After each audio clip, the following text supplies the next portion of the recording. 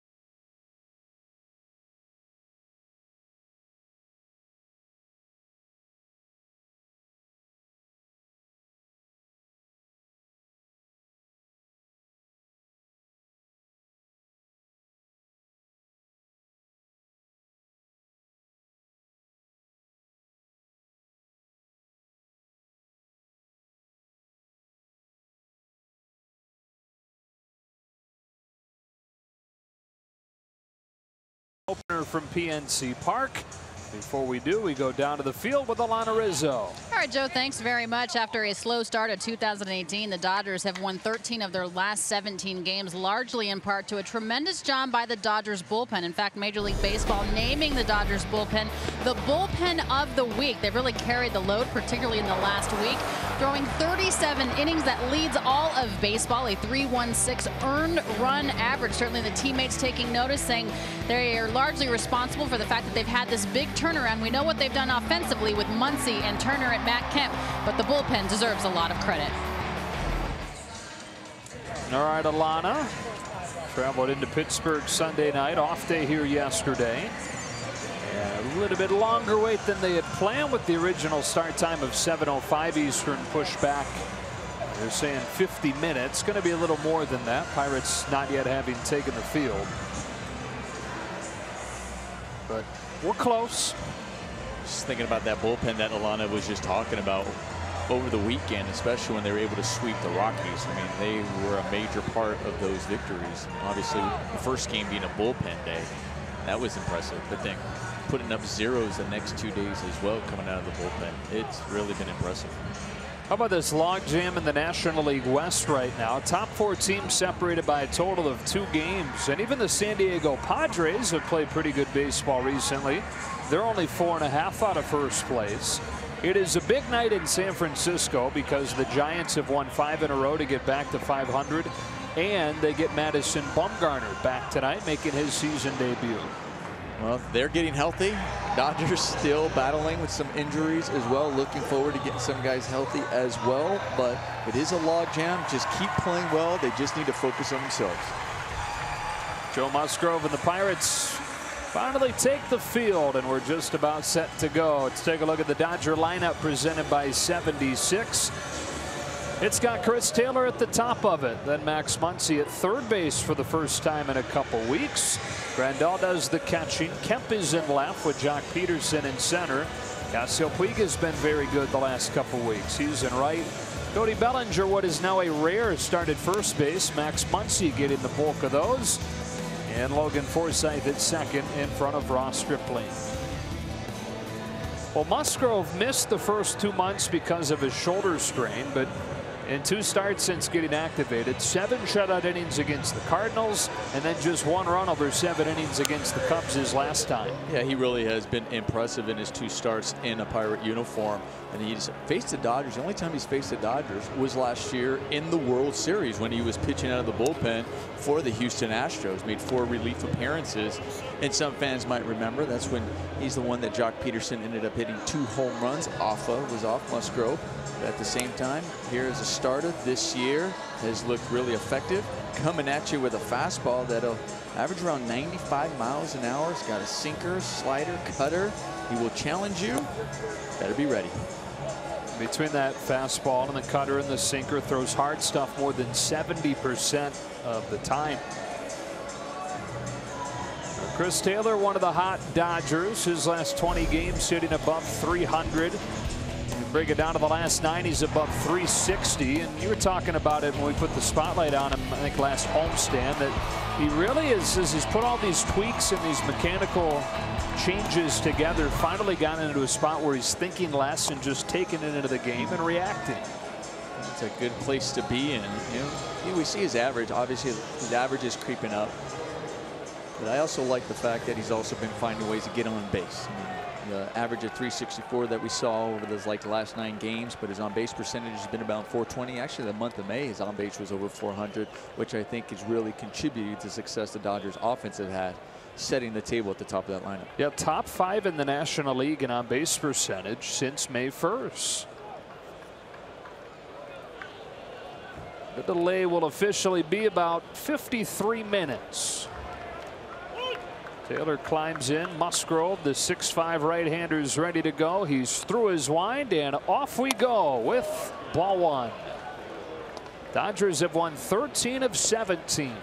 And trying to reach 500 for the first time since they were 11-11 in the final days of April. Pirates have gone in the other direction. They started this season 26-17. That was the second best record in the National League, but since then, Clint Hurdle's bunch 4-12. That's the worst record in the majors in that span. And they're in danger of falling to 500 for the first time all year. On a 1-1 pitch, Taylor fouls it off, and it's 1-2. That's baseball. That's one you always know that you're going to go through stretches where you struggle. You know, you have a good team, you believe you're going to go through stretches where you have success. For the Dodgers, you know, they were talking about, said this may be our stretch early in the season. We're just having it now. Hopefully we get out of it and stay out of it. Fastball to the inside corner to get Taylor, and that's how Musgrove's night begins.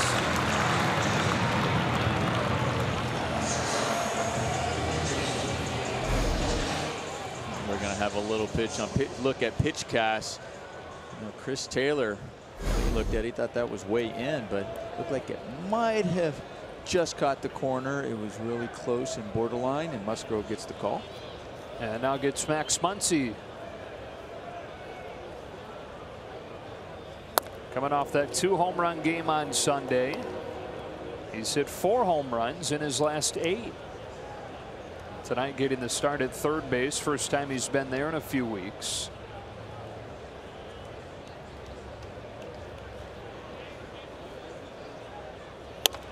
That's a strike. It's 1-1. He's at third because Justin Turner's getting the day off. And Alana, you have the reason why. Tweaking that left wrist that he broke at the end of spring training. Dave Roberts said that he's just a little bit sore there, was able to get some treatment today, is available to come off the bench if need be. He'll definitely be back in that starting lineup tomorrow. They're just being cautious with that sore left wrist again that he broke a couple of months back, but other than that, he's good to go. All right, 1 ball, 2 strikes on Muncy.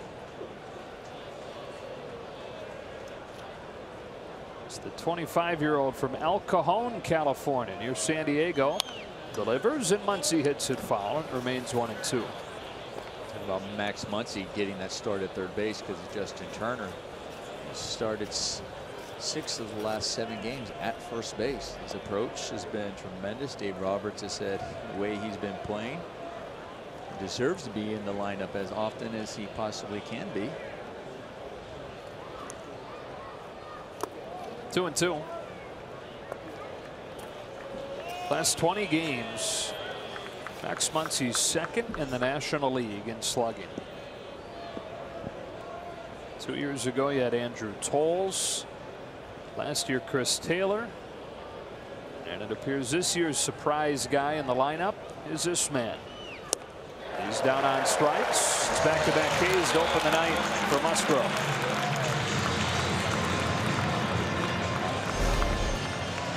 This was a pretty nasty pitch by Musgrove. I mean, you know he's coming at you at 95 miles an hour. You know he has some movement on his pitches. That one looked like a fastball coming right out of his hand, and you just see he took something off of it and the bottom fell out of it. Brings up Yasmani Grandal, who hit his 9th home run of the season Sunday in Denver. It was hitting home run after home run in his rounds of batting practice today. Left-handers, they can hit it in the gap here. That's kind of where the ball tends to really fly. If there is a jet stream, it's to right center. That's where he was putting them during BP. It's behind 0-2.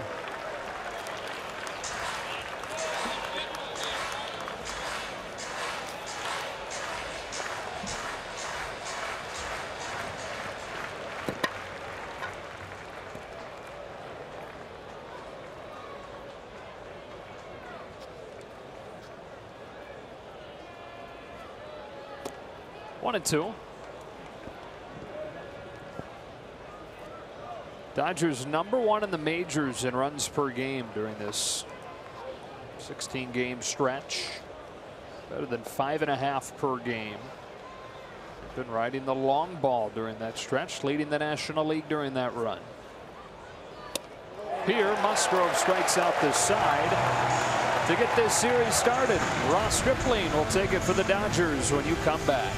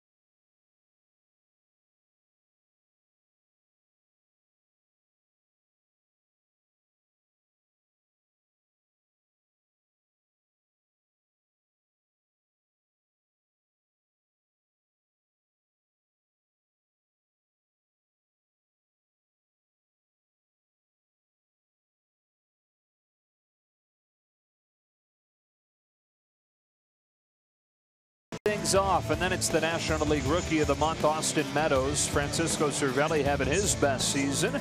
Josh Bell, Corey Dickerson, and Colin Moran in the middle of the order with Polanco and Wright. And Sean Rodriguez, a late addition to the lineup. Jordy Mercer scratched last minute with flu-like symptoms. Now this season, the top 3 in earned run average in baseball: Justin Verlander, Jacob deGrom, Ross Stripling.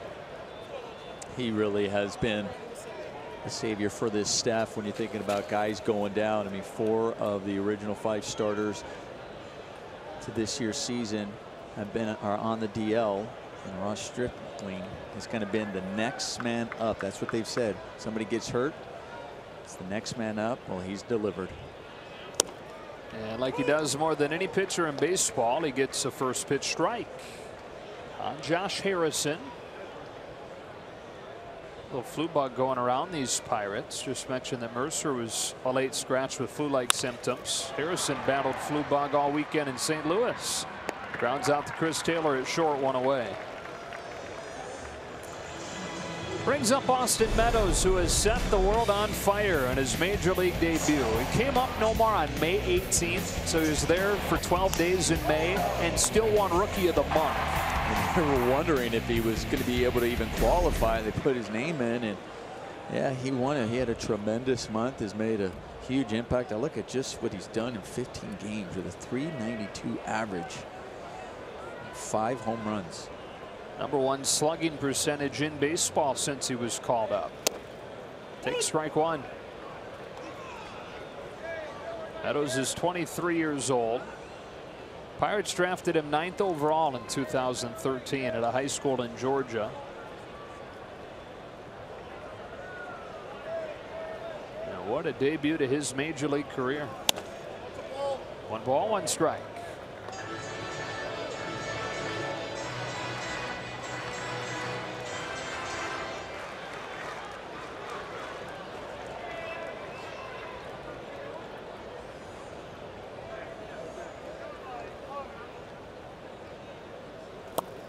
Two and 1 for Ross Stripling. 5 starts since Clayton Kershaw was put on the DL, and Ross Stripling is 2-0 with a .124 and a strikeout to walk ratio of 40-4.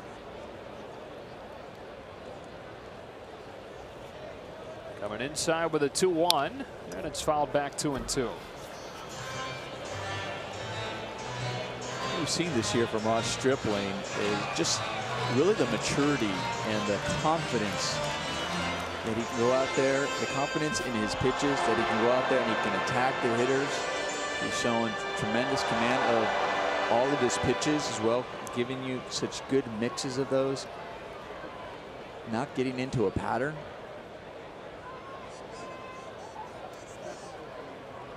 Fires at 2-2, and Meadows takes ball 3. There's a great article in The Athletic from Pedro Mora recently about Ross Stripling and how closely he studies the opposing hitter's strengths and weaknesses and how he pitches to those. Ground ball to second, Logan Forsythe. And he's always been a guy that's looked at that stuff, but he says the key this year is taking that information and using it with conviction.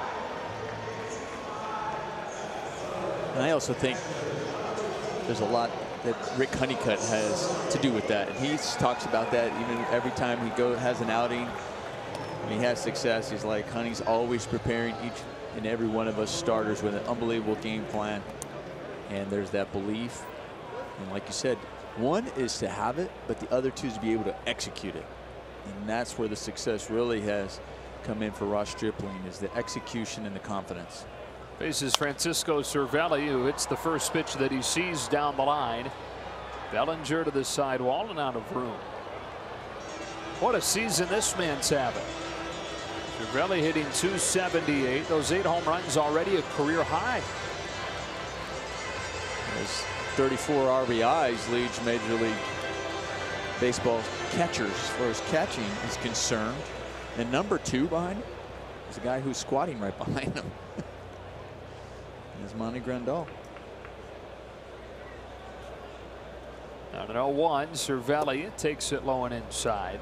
He's 32 years old. He's in his 11th season in the majors. 4th year in Pittsburgh after he opened his career with the Yankees. Pirates brought him here to replace Russell Martin a few years back.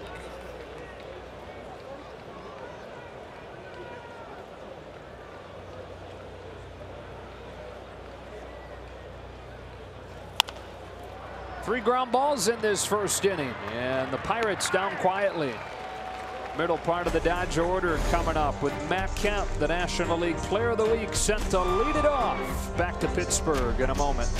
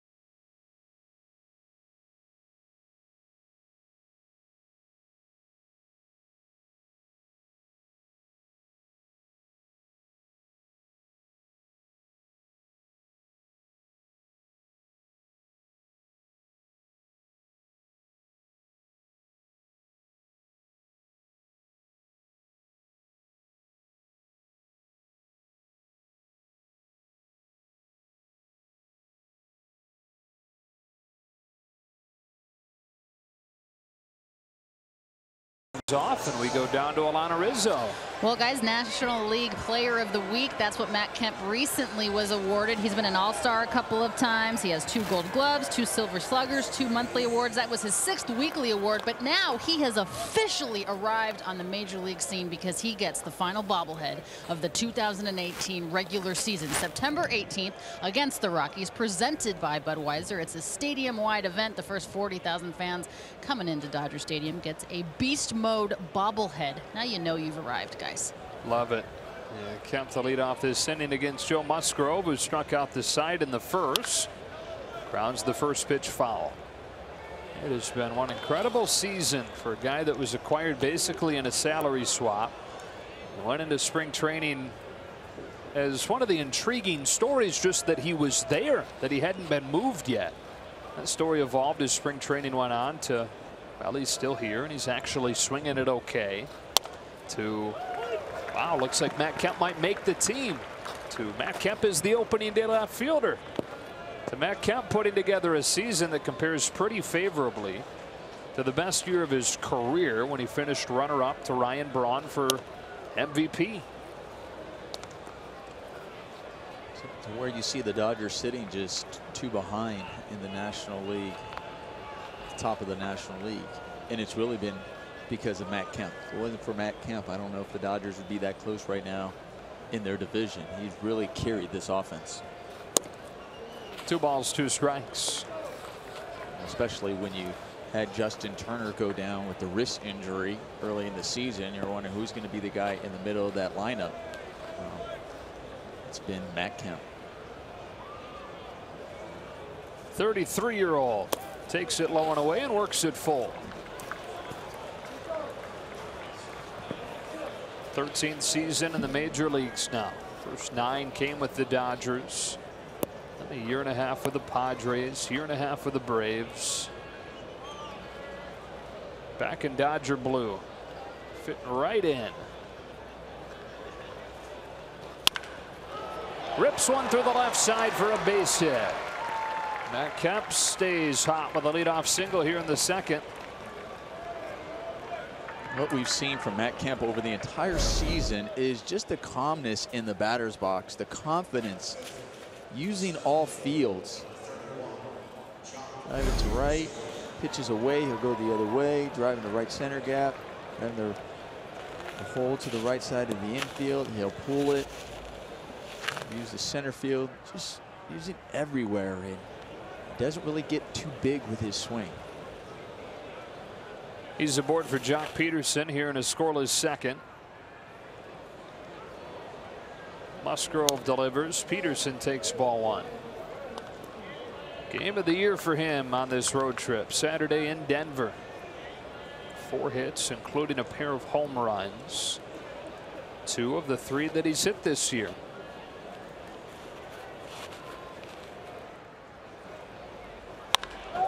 Turns on this one to deep right field, and he's gone deep again.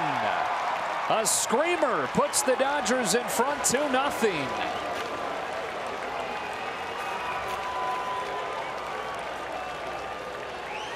And he does it to a guy that he's tormented before in Joe Musgrove. His 4th of the season has the Dodgers in front. Well, this is the home run right now as he gets fastball on the inner half, sinking down and away, stays on it, pulls it. We talk about how well he's been swinging the bat lately, but we're going to have a little flashback here and go back to what he did in the World Series against Musgrove. As Puig stands in and takes ball one. Homered against him twice in the World Series. It's part of a huge World Series performance for him. After an end of the regular season where he'd been sent down to AAA. Puig fouls it off and it's 1-1. And it was really what he did against Musgrove and the Astros in the World Series that put him in position to compete for a roster spot and really make the team over Andrew Toles, even though Toles put up better numbers during spring training. Dodgers looked at what he did against the Astros and said that should count for something. They're really starting to come alive on this road trip. Well, yeah, Jock over his last 7 games batting .350 with 2 home runs, 6 runs scored coming into today. Puig down on strikes.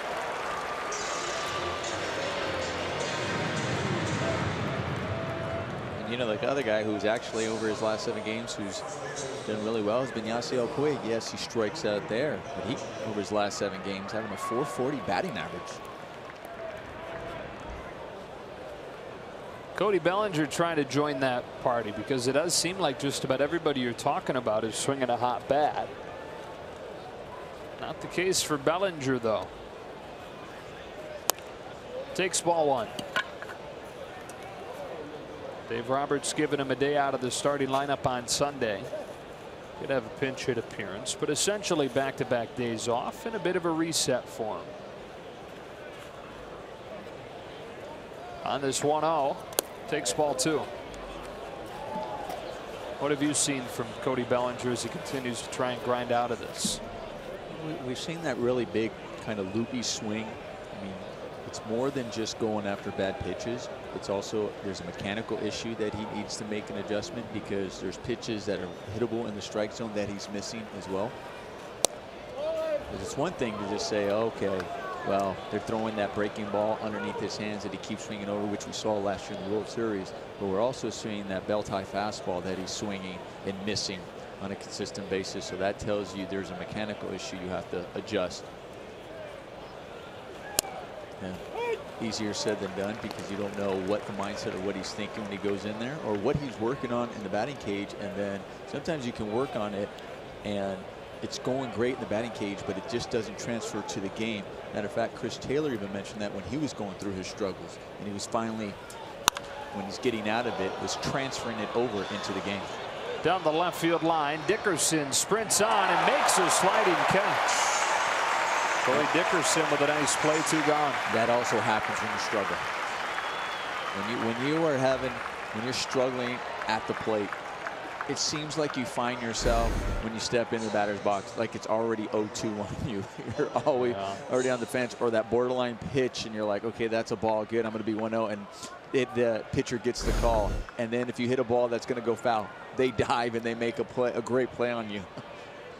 That's why it's a battle mentally, that you have to just believe in yourself and keep believing that what you're doing, the process and the work, you'll eventually come out of it. With 2 out, it's Forsythe taking ball 1. Logan Forsythe quietly has heated up. A month on the DL for the shoulder, but he's hitting .260 since returning. He was below 180 before. 2-0.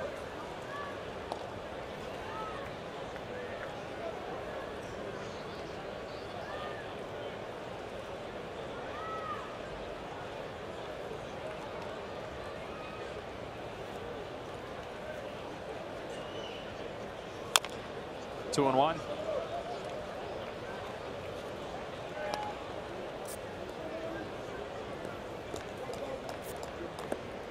First of 6 meetings between these teams this year. This 3-game series here, and then 3 in early July. Pirates will be in for the 4th of July. On a 2-1, Forsythe takes ball 3. Dodgers owned the Pirates last year, winning 6 of the 7 matchups. That included the memorable Rich Hill game in this ballpark. That actually was the only loss for the Dodgers against Pittsburgh last year. Took a no-hitter into the 10th and lost. That's banged into left, base hit Forsythe.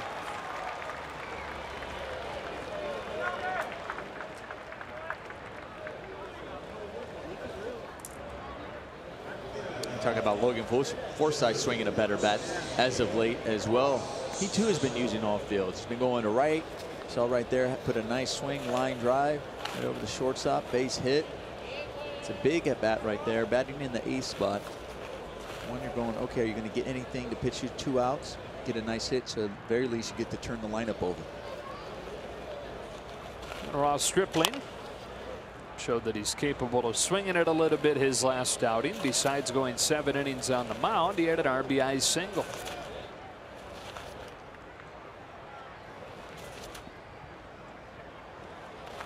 One of the things Ross has done over the last couple of years is pack on some good weight and much stronger. Lifts a fly ball to center field that sends Meadows back to make the catch and finish the inning. But Jock Peterson launches a 2-run home run, and the Dodgers with an early lead as they try to get their 14th win out of their last 18 games.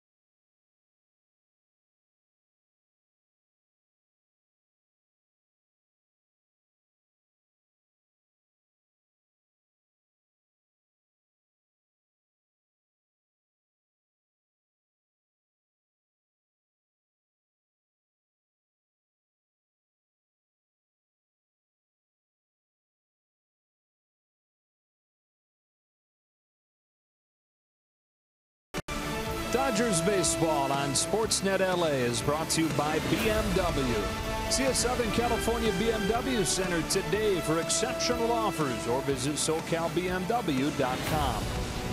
And by Jack in the Box. Try the $4.99 Jack's Spicy Chicken Club Combo with toasted sourdough.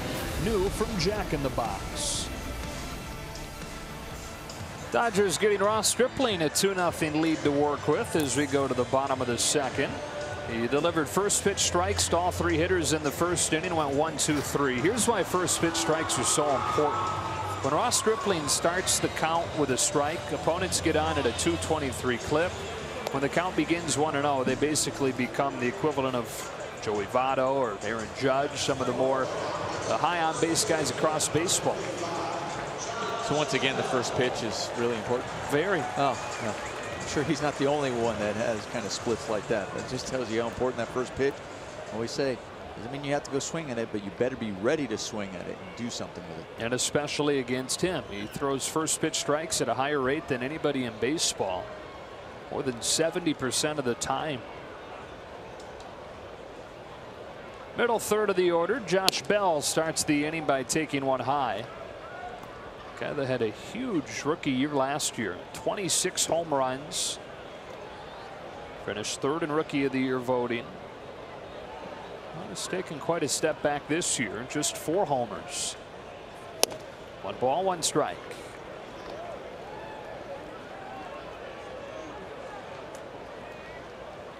You hear about that sophomore slump from rookies, and it's not just, I mean, it's real. And the real reason is just that the league starts to adjust to you. When you have a good rookie season, they go, okay, you had that success. You know, you may, it depends on when you got called up or if you spent the whole year, but you maybe have seen a team maybe a few times, a couple of series. And then they're going, okay, now that we have the book, and then they're watching what other teams are, how they're being effective against you. Got to adjust. Little pop up into short right. Puig making the call on the catch.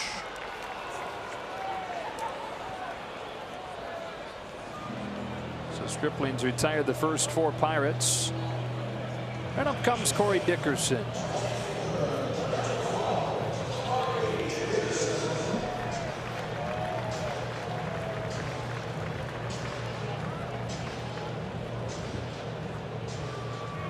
Acquired at the start of spring training in a trade with Tampa Bay. In fact, Daniel Hudson, who's now in the Dodgers bullpen, was the return on the trade along with a minor leaguer.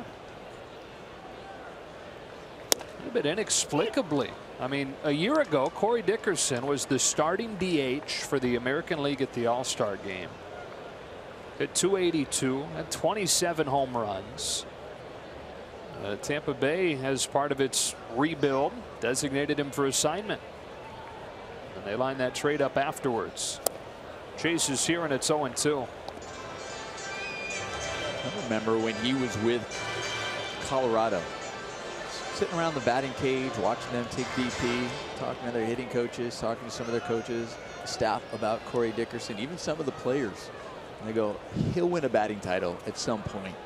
They just loved his approach. The way he just consistently was squaring the ball up on the barrel. Look how much he's choking up on it here. That is something new for him.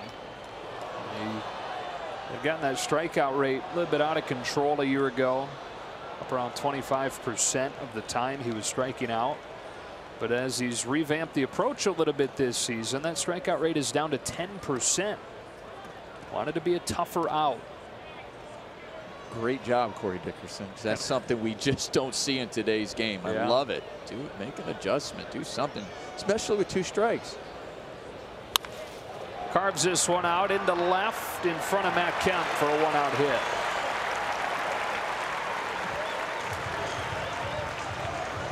And it works. Just put the barrel on it, put the ball in play. You never know what could happen. Shortens up. All of a sudden you choke up on the bat. He chokes up and he shortens up just a little bit. So it's all about bat control. We talked about it when Jock Peterson was going through his struggles about just playing pepper, just getting used to having the bat control and controlling it. Sometimes if you flip the ball out, just like Corey Dickerson says, you cut down the strikeouts. Have an approach that you know, at the very least, I can put the ball in play, and then you build from that. From one new Pirate to another, Colin Moran. 1-on-1 out in the second. Moran takes ball one. It's away from Grandal. Dickerson didn't read it well. Well, the Pirates starting pitcher tonight came over in the Garrett Cole trade, Joe Musgrove, and so did Colin Moran. Former first-round pick. Because of the Marlins, they traded him to the Astros. And the Astros traded him here.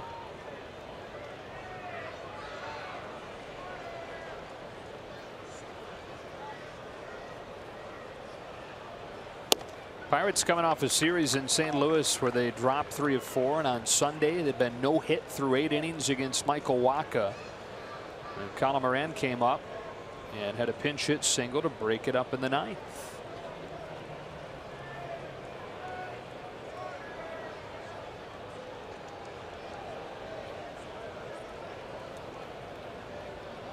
Stripling's 2-0. That's a strike.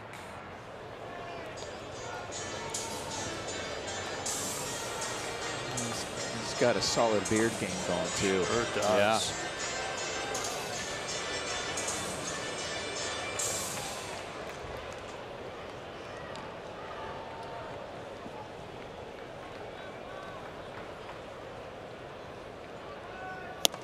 Two balls, 2 strikes. Kind of taking on its own shape, the beard. Justin is ashamed of his, looking at the size of Collins. Don't put me on camera. I'll hide right behind the railing here. Little beard envy.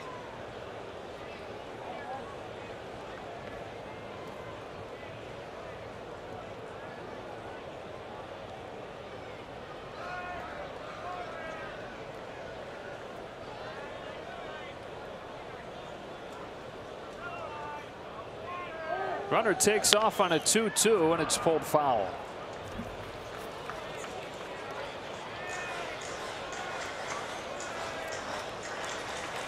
Remember we saw Rhys Hoskins in the last homestand foul that ball up off his face, yes. Fracture his chin. Well, Colin Moran did the same thing last year when he was with Houston. He spent the first 3.5 months in AAA, got called up, got his first hit in his first game up, and then the next night fouled a ball straight up off his eye socket, fractured a bone in his face, had to have surgery. Missed more than a month. Takes this one in the dirt, full count.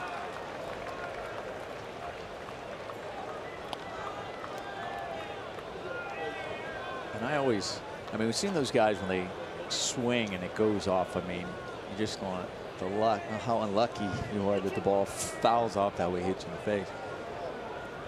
But I'm surprised when somebody who experiences such as himself that they still, that I see those now face guards that you see a lot of guys wearing, and just a small, it's nothing, it's not big. Strike 3 called, throw down, and a strike him out, throw him out.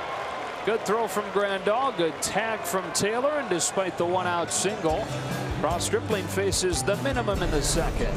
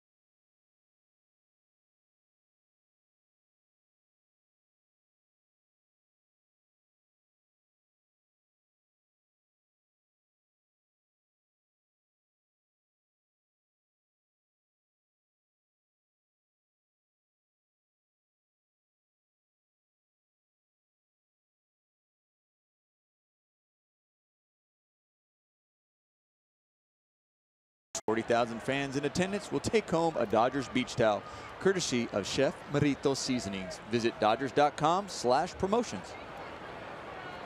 Could use it here, lay out on the Allegheny, get some sun. Second trip through the order. Chris Taylor takes strike one from Joe Musgrove. Only after the rain kind of came through. You could have used it to dry yourself off earlier. Beautiful. Looks fake. One of the best backdrops in all of baseball as far as stadium. Just one of them. I mean, it really is beautiful.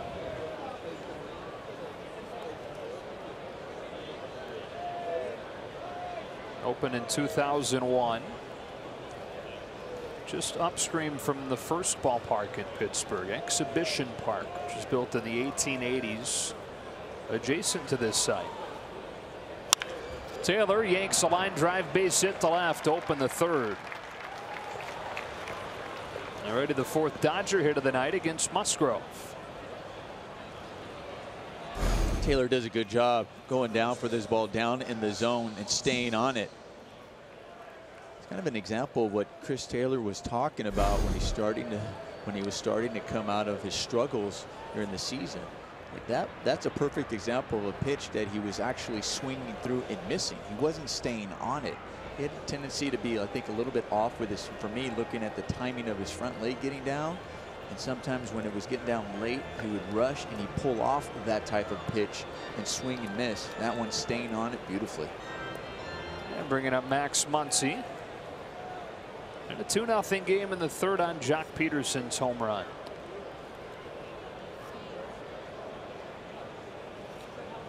Muncy, the 27-year-old, his third year with Major League time and having by far his best Major League season.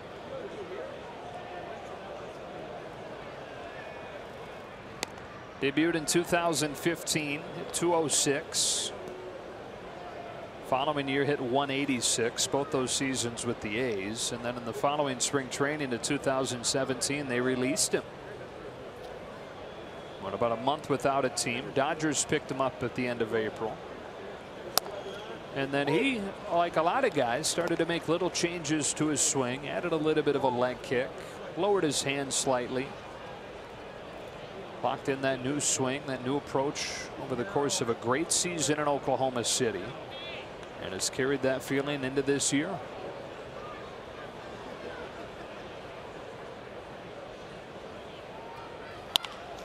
Pulls one to right center field, back-to-back hits to open the third.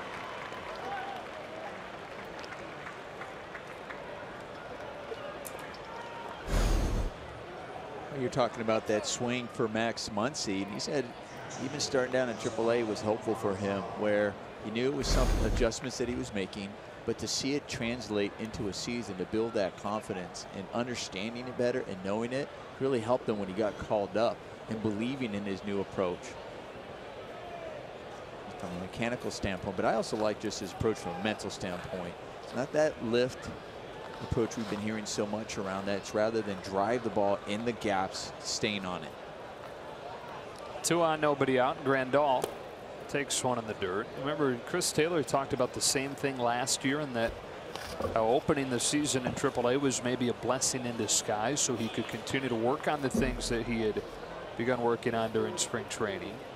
It'd be hard to take a new swing right into a major league season.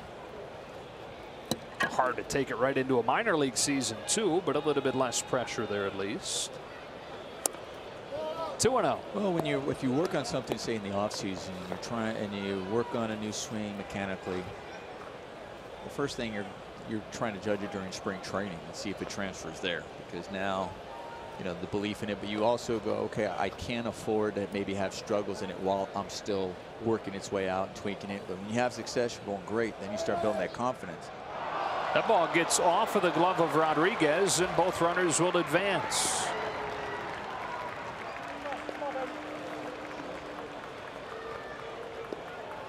That's an E6. A good opportunity here for Grandal.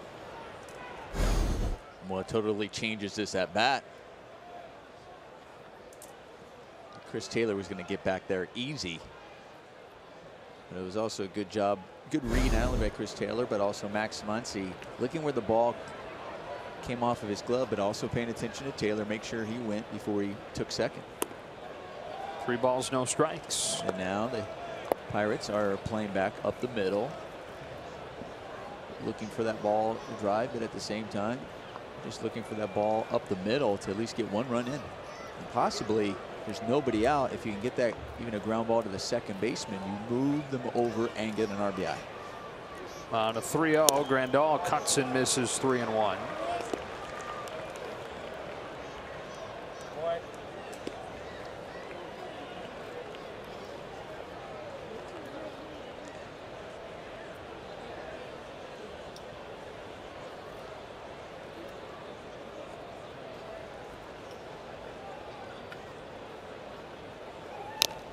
Full count.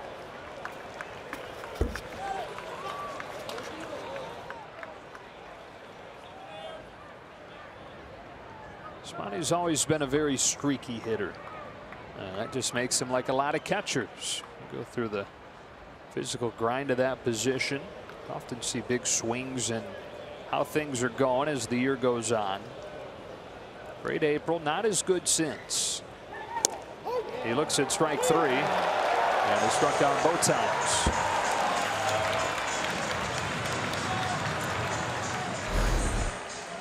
Well, this one starts off the plate and then comes back. It was borderline one. It looks like it may have just caught the corner. It's one of those as a hitter you give up on because it starts off as a ball. And that break that catches a corner, perfect pitch for a pitcher. It's one that you got to tell yourself that you can't give up on it. At the very least, just try to put it in play and protect the plate as best you can. Matt Kemp with 1 gone. Flips the first pitch that he sees into short left. Dickerson comes on to catch it. Taylor tags from third and heads for the plate. He will score, and the Dodgers lead 3-0.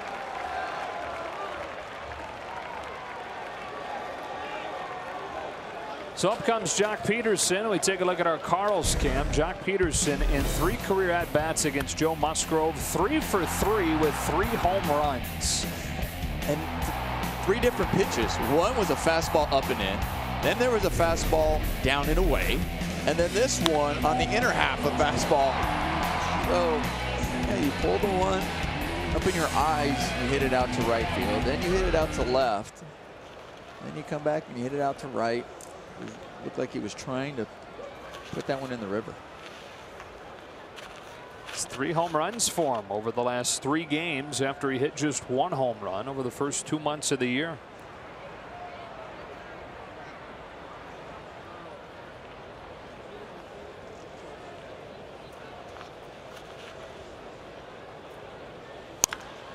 Chops the first pitch wide of the bag. Jock's wishing that the Astros had dealt Musgrove into the West.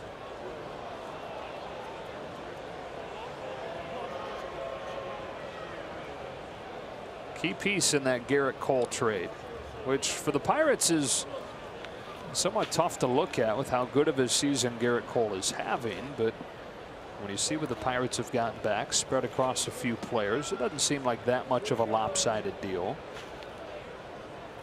Musgrove off to a great start in his couple of outings. Moran has been good at third, and they get a bullpen piece that's been very effective. So that's 3 contributors. And while Garrett Cole's having a Cy Young caliber season, it's not been for nothing.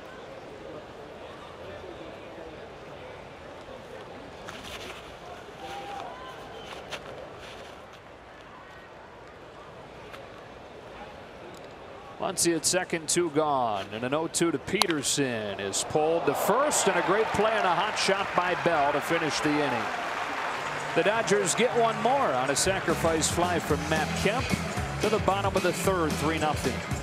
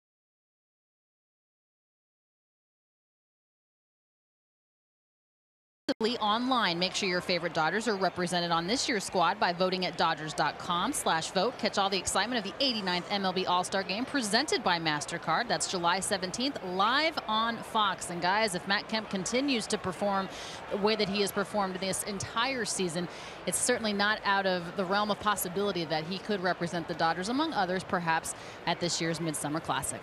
No question about it, Alana. As Ross Stripling delivers a strike to Gregory Polanco. I think Ross Stripling is making a case to be considered for the Midsummer Classic. I agree. If he keeps doing what he's been doing, especially when you look at what he's done in May, we were talking about coming into this game just over the course of the season. His ERA, touched on it, coming in with a 1.68 ERA, which is second in the NL and third in Major League Baseball. Behind Verlander and DeGrom, who are probably the two leading candidates for Cy Young right now. Polanco lays off this high fastball, and it's 1-2. Those are the two you had as the most likely Dodger All-Stars, right? Back in March, Matt Kemp, Ross Stripling. Yes. Yeah. They were asking me, when they were saying, when you look at what the Midsummer Classic would look like, Dave Roberts as the manager of that team, who do you think in the Dodger uniform will be right next to him? And I said Ross Stripling and Matt Kemp. You were a smart guy. Yep.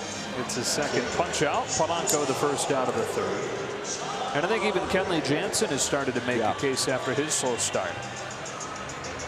When you look at what he's done in May, he had a tremendous May. He was Kenley Jansen that we're used to seeing. Sean Rodriguez, late addition to the lineup. Jordy Mercer scratched last minute. He's come down with a flu. Strike one.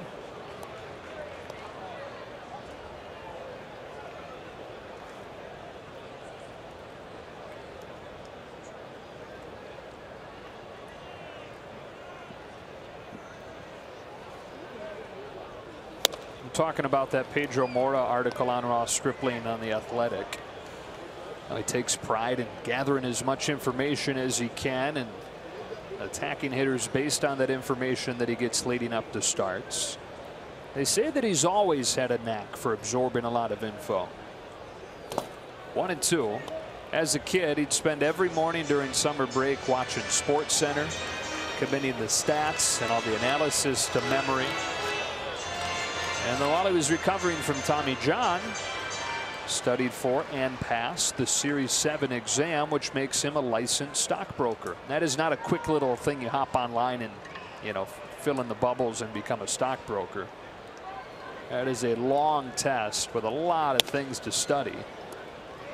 2 balls and 2 strikes on Rodriguez. It's the same part of the brain that he uses to approach his starts as a big leaguer.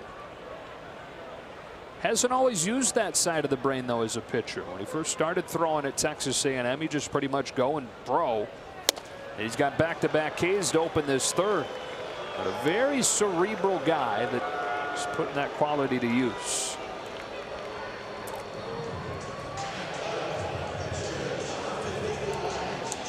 And it goes back to what we were talking about earlier. You have all the information. You know how to go out there and how to attack. But then comes the execution.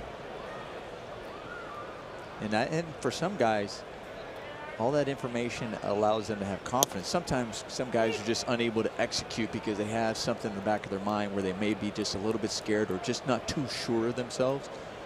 Then also with him, it seems like that information gives them the confidence to go ahead and execute and know that, well, if I do what I'm supposed to do, and that's all I have to think about it, because I've already done all the studying, I've already done all the preparation, and I can now just go out there and just focus on one thing instead of numerous things in my head. Quickly ahead of Musgrove, 0-2, trying to strike out the side in the third, and he does. Ross Stripling doing it again. 3 shutout innings. Getting the bottom of the order all swinging. First Polanco with a high fastball. Then he gets Rodriguez. Then he gets Musgrove. We go to the 4th.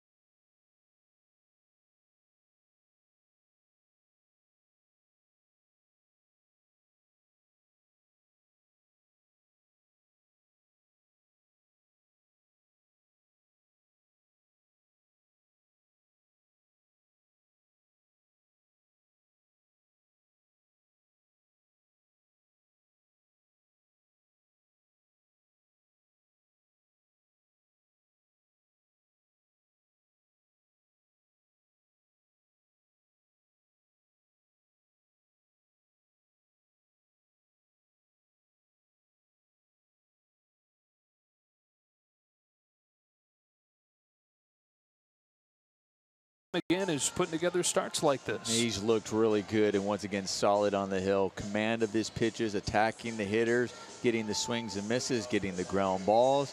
Looks confident, pitching with conviction. We always hear Dave Roberts talk about it. And it's nice to see that the offense gets some runs on the board for him. Yeah, continuing what they did against Colorado over the weekend when they scored 33 runs on 36 hits in those 3 games.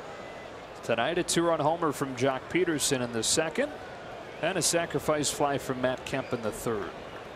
Here in the fourth, it's Puig cutting and missing at a first pitch slider from Musgrove.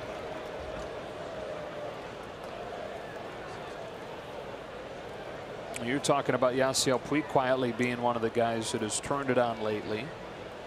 And really, if you go back to when he came off of the DL, he's been one of the best in the National League. You're looking at on-base plus slugging, 3rd in the National League since coming off of the DL. He's more than doubled that number where it was before he got hurt.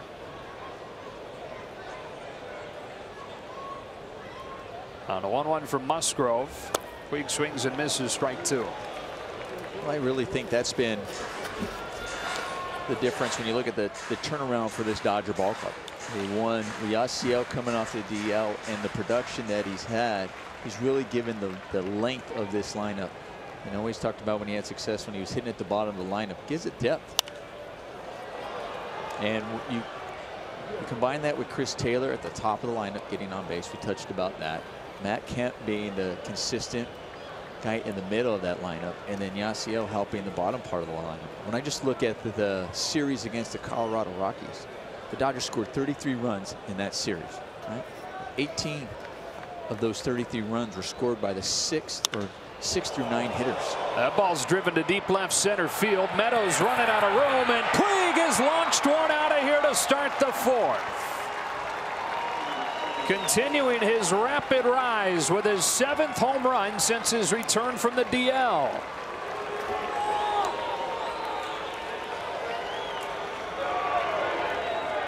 Well, you just showed the number with his OPS. I think he just increased that since coming off the DL with that swing right there. But we were touching on it. I was telling you how 18 of the runs came from the hitters, 6 through 9 hitters in that series against Colorado.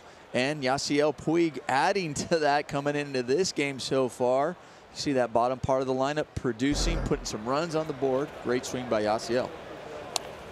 And now Cody Bellinger takes ball 1.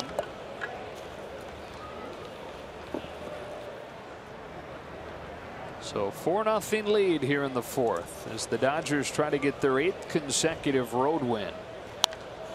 Bellinger hits it foul, 1-1. This whole thing started on the road for the Dodgers in Miami. To go from the low point of losing 6 in a row, getting swept in a 4-game series by the Reds, losing the first 2 games at Miami, but then starting this current run in that day game, the getaway game in Miami. Not dropped the road game since then, obviously including that sweep against Washington. Josh Bell puts it away. Bellinger the first out.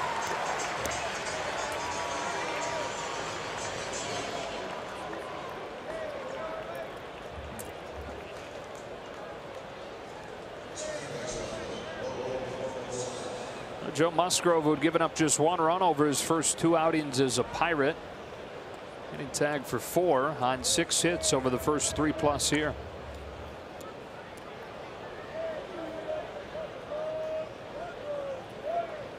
Yasiel Puig talking to Turner Ward, which I'm sure he's probably already given him a kiss on the cheek after that home run.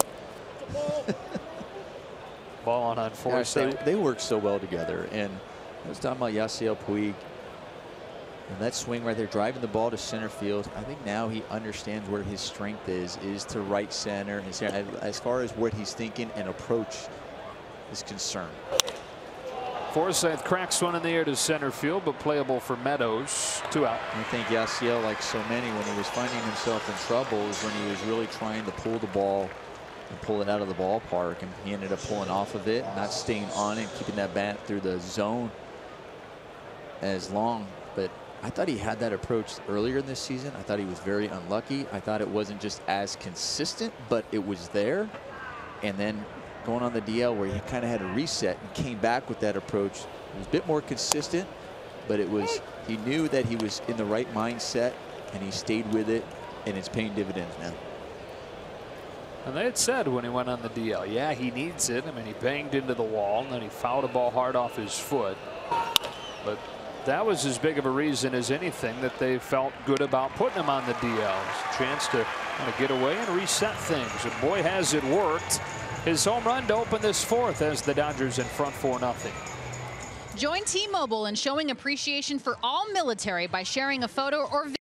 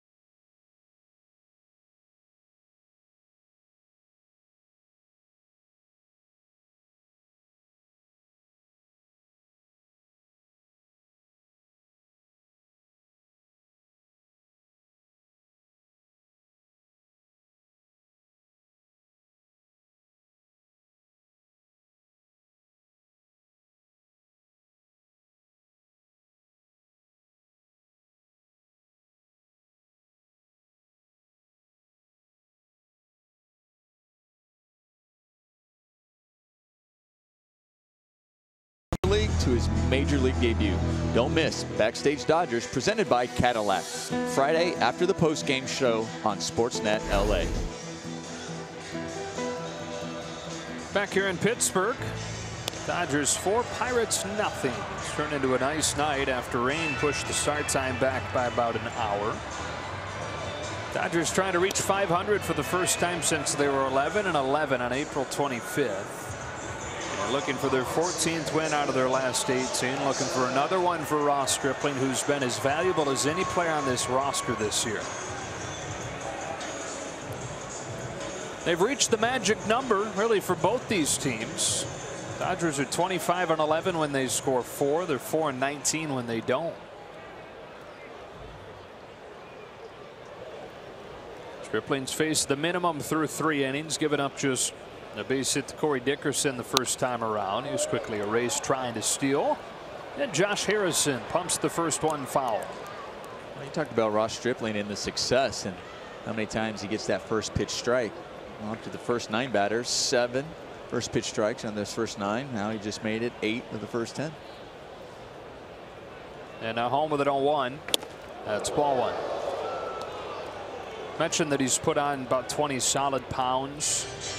Dave Roberts said that improved physique, one of the big reasons for his breakthrough this year.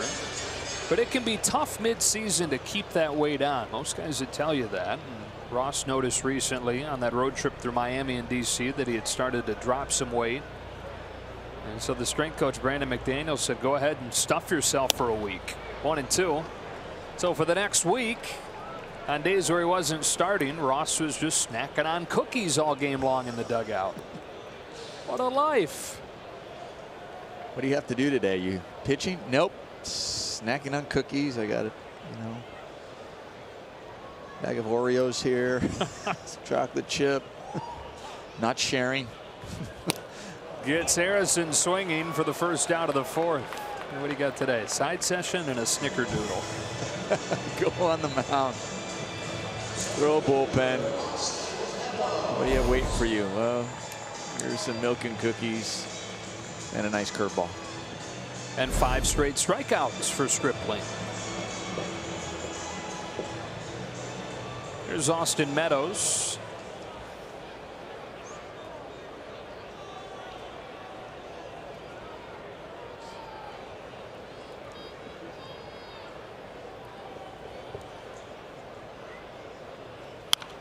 Strike one. And the curveball you just mentioned, that's a pitch that has always been good for Ross Stripling, but early on this month, he was throwing a bullpen with Rick Honeycutt, and Honeycutt recommended that he try to throw it as hard as he can. He'd always tried to take a little off. So he said, okay, let's give it a try, see how it feels. And it's worked for him. More closely resembles his delivery of his fastball now. And that's important. There were times I'd be some of the starting pitchers I played with, when they were throwing a bullpen, they'd ask me to come in and stand in and just watch some of their pitches. And a lot of it was off their curveball. They wanted to, especially when they're having trouble with their curveball, they wanted me to stand in and look, because as a hitter, you can notice at times when it would be popping over their fingers, and you can recognize it right when they release it, where it wasn't looking like their fastball. So a lot of hitters would recognize early on to make the adjustment. So it sounds like he goes, well, the harder I throw it, it looks like all of my other pitches. And what's telling is the way the batter's reacting to them and the types of swings he's been getting on it lately. 2-2 on Meadows. And he said in college, like most guys are brought up being taught, he tried to throw that fastball to the bottom of the zone. But it doesn't make much sense when your lead breaking pitch comes on a high plane. So hitters tended to give up on that fastball. Curve hit off his glove, recovers calmly, throws low and off of Meadows. So he's aboard with one away here in the 4th.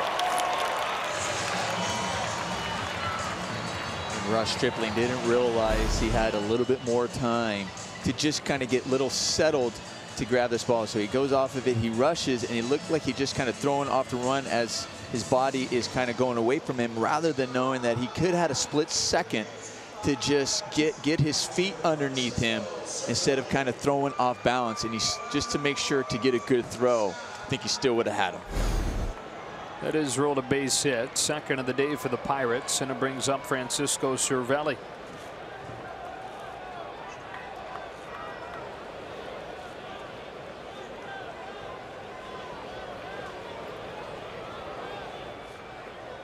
Speaking of curveballs and high fastballs and bullpens, Alana, you have a Rich Hill update. Yeah, Rich Hill throwing about 100 pitches today in between the bullpen and also throwing to hitters earlier before the game. And Rich Hill said that he feels his fingers pretty much healed and he's ready to go. He also commented that he'd be happy to join the bullpen if it meant he could get back to big league action sooner rather than later. Dave Roberts said, we appreciate his eagerness, certainly, but he said it would be a far reach to get Rich back anytime soon. He did say that he's progressing well, but his next step is another simulated game, likely this weekend. Rich Hill dying to get back, but the medical staff and Dave Roberts certainly trying to save him from himself, guys. And like you kind of touched on, Alana, the idea of him maybe working out of the bullpen, that was brought up by Rich and would certainly accelerate how soon he would be ready to go. You've got to be built up longer to be a starter.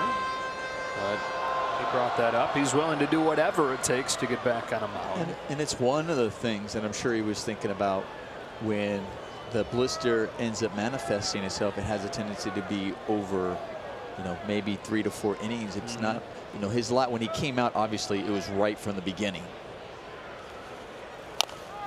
Curve, Baltimore chop. Stripling watches it stay foul.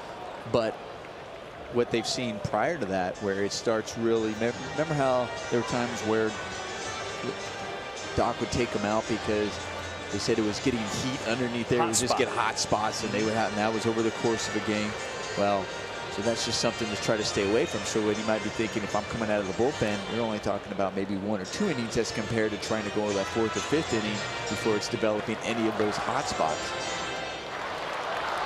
But at the same time, because Dave Roberts also needs to see, yeah, he's throwing some simulated games right now, but not every inning has it been where it's uncovered. He throws some of them with it covered to keep the arm in shape. So he needs to see multiple innings before we can trust him going out there and not have to worry about it. 2-2, and we again go down to Alana. Only about 60 of the 100 pitches that Rich Hill threw today were uncovered. And to your point, he wanted to make sure, Dave Roberts that is, wants to make sure that he could throw at least 100 pitches or any sort of outing with the entire thing uncovered. Rich Hill's ready to go, but this team is not. Trying to protect him from himself. On a 2-2, Cervelli watches one cut off of the corner, and the count is full. That was a good take and a good pitch by Ross Stripling. We'll see exactly how close that pitch was. I've seen some of those that close being called strikes. Just didn't get the call. Good spot.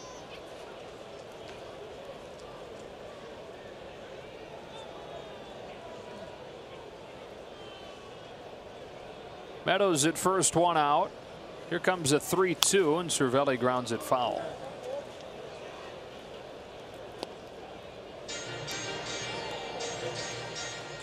Francisco Cervelli, born in Venezuela, his mom from Venezuela, his father was an Italian immigrant. Francisco speaks a little bit of Italian, but he's a self-proclaimed mama's boy. Parents get to come watch him a couple times each season here in the Bigs.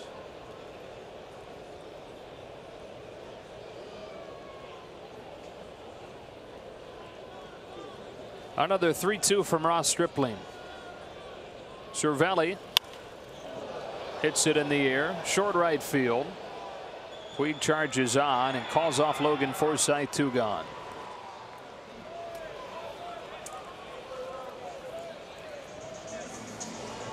As a middle infielder, see that high pop up and you're going back. And then you know when you have Yasiel Puig and he's just coming down. And it's in the back of your mind. You're going, okay, I'm camped under this. I got that. But then when he says, I got it, you better get out of the way because you know he's coming in hard. You feel the ground shaking. You're like, exactly.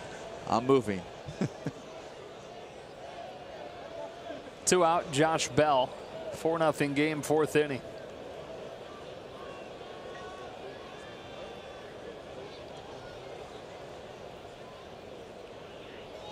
With his first inning flyout, Bell is 4 for his last 30. Converted outfielder playing first base for the Pirates. Of course, they were loaded out there before the McCutchen deal with McCutchen and Marte and Polanco. Now Meadows. So it only made sense to move him to first. He's continued to grow there. One of the things that he did to try and improve himself as a first baseman was commit to yoga prior to last year. His goal was to get 100 hours of yoga practice in, and was trending towards doing that when he injured himself in the fire hydrant position. I don't know what position that is. I vaguely can picture it in my head. I'm just trying to figure out, like, will that position hurt you in yoga? I know there's a lot of other positions that I would think about where dangerous. I've done it maybe a couple of times, and I remember, and I don't know what the positions are called. So, but I remember there were some. I'm like, wait, really? Like, I think I'm going to pass on that one. Wait till we move on to the next one.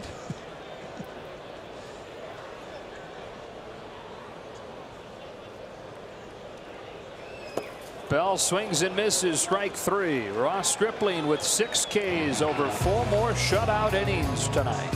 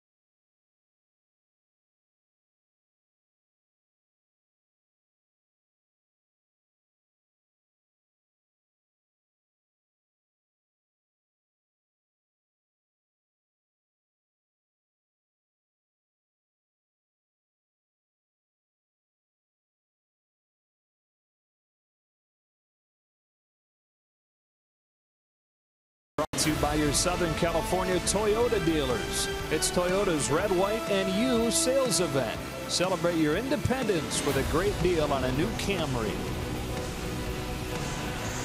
The Dodgers drafted Ross Stripling in the 5th round in 2012 out of Texas A&M. He leads 4-0 to the 5th inning here. Of course, the Major League Draft currently going on. 3-day event. Dodgers getting their first 2 picks yesterday. A couple hard-throwing right-handed pitchers. Top of the order, Chris Taylor to lead off the 5th against Joe Musgrove. And taps the first pitch foul. The first pick, J.T. Ginn, a high schooler from Mississippi with a high 90s fastball, good slider. Ironically, you had met him weeks before. Yeah, 2 weeks ago, I'd actually met J.T. Ginn.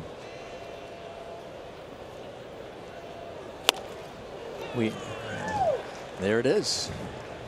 Me and I were at the Clarion Ledger Sports Awards, where they were honoring the top high school athletes in Mississippi, and he won obviously the top athlete for baseball in Mississippi, but it was also the male athlete of the year.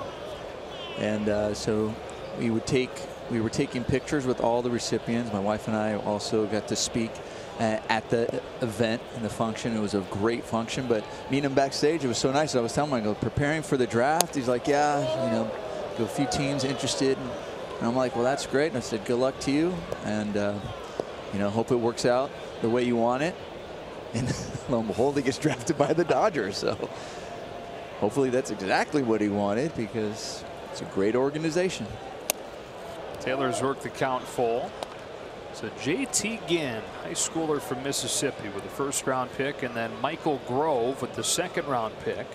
Another hard throwing right-hander from West Virginia University.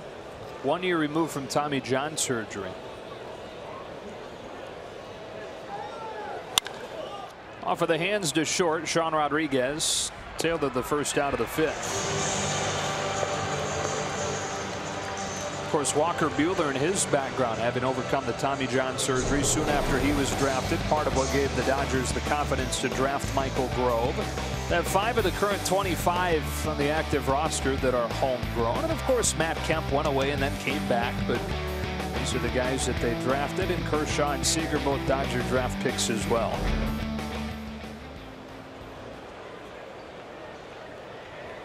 Max Muncy rolls the first one by the back.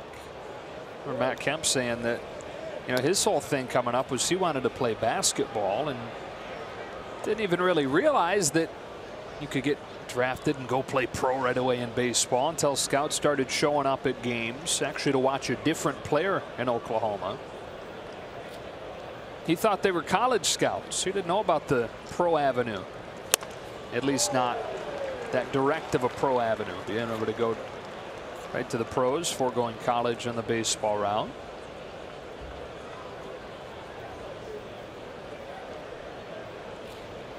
Dodgers took him in the 6th round in 2004.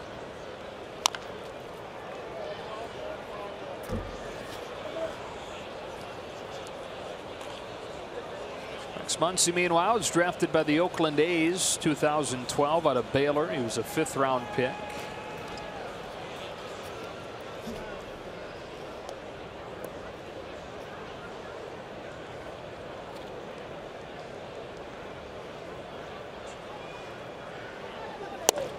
Inside, it's 1-2. Always this time of year in the clubhouse, there are times, because you're getting asked about it from the media oftentimes, because they're bringing up the draft and they're talking about whatever round you were drafted in, and then you start getting that conversation with others about, oh, what round were you drafted in? And it's an interesting conversation. Or some guys, and you have stories like, well, I didn't. You know, I went through independent ball. And we're like, really? And guys who are saying, yeah, I was either a high draft pick or a low draft pick. And it gets you. It also brings back memories of what the draft was like for you when you get that call, or you don't go where you wanted to, or you do. 2-2 on Muncy. What do you remember about your draft day? My first one or the second one? I got drafted out of high school. Were you certain that you were going to go to college at that point? No. I almost was close to signing, but I went to college, and I'm glad I did. But I remember being exhausted after like grad night. It was like right after grad night my senior year, so I was up all night and just groggy when I got the call, and I'm like, okay, thanks, went back to sleep. But the next time getting drafted, I was in Omaha at the College World Series, and that was pretty cool. Finding out there. Muncy winds up earning a walk after falling behind in the count, and the Dodgers with a 1-out base runner. Do you think the draft should be moved beyond the college season so guys aren't having to focus on their draft status while their teams are playing in the NCAA tournament? I don't know. It's hard to say. I mean, I didn't think it was a major distraction at the time for me. Going to the, you really are focused on the College World Series. That's awesome and that's great. So it was just kind of like an event about what's happening. I'm here because not everybody is at the College World Series. There's only just a few teams that are there. So there's a few guys that are obviously getting drafted always that are there, but happens earlier now though. Yeah, it's happened in the middle of regionals, right? Which is a lot of guys that are going to get drafted. I mean, think about it. Can you imagine if like Baker Mayfield was getting, when you're going into the NFL draft between the Rose Bowl and the national championship game or leading into the Rose Bowl? Right. It's the only season that has the draft right in the middle of it. I never really gave it much thought like that. Like I said, it's just, you're just going, it is what you know, and you're just hoping to be a part of it. Here's a 1-1. Grandal. It's a high fly to right field for Gregory Polanco. 2 out. How about the guy that's going to start for the Dodgers tomorrow? His name is Caleb Ferguson. And I bring him up now because he was a 38th rounder just 4 years ago. He's going to make his major league debut as a 21-year-old tomorrow. Here's Kemp, 1 on, 2 out. That's a perfect example. And sometimes you don't know why they dropped that down. Just whether they didn't get noticed. There are some guys who they thought, well, they're going to probably sign or go to college, so they dropped down in the draft. They're looked at higher. Our Landover Performance Spotlight. Here is Caleb. Now, the reason, Omar, that he dropped is because he had Tommy John surgery days after his high school career was finished, days before that draft. And then less than 3 years as a pro. Kemp off the end of the bat to shallow right field. Harrison out to make a difficult over-the-shoulder catch, and we are halfway home in this series opener with the Dodgers in front 4-0.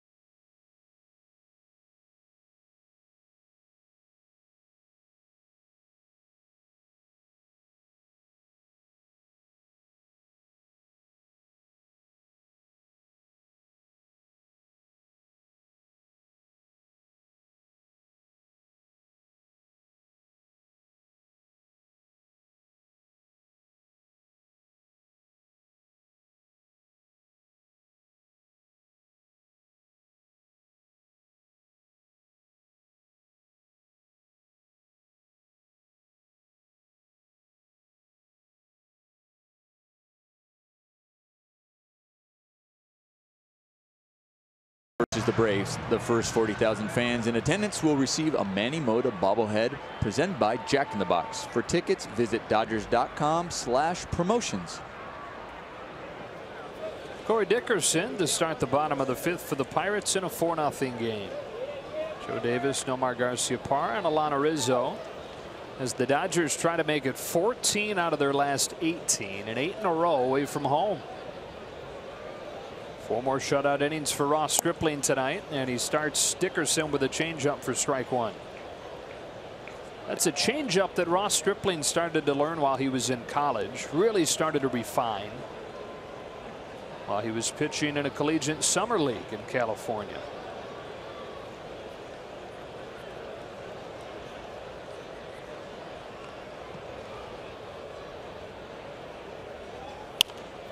You know how pitchers are. They're, out shagging fly balls during batting practice. A lot of times doing more chatting than there are actually shagging. Yep. Well, Ross and a couple other pitchers were talking about changeup grips.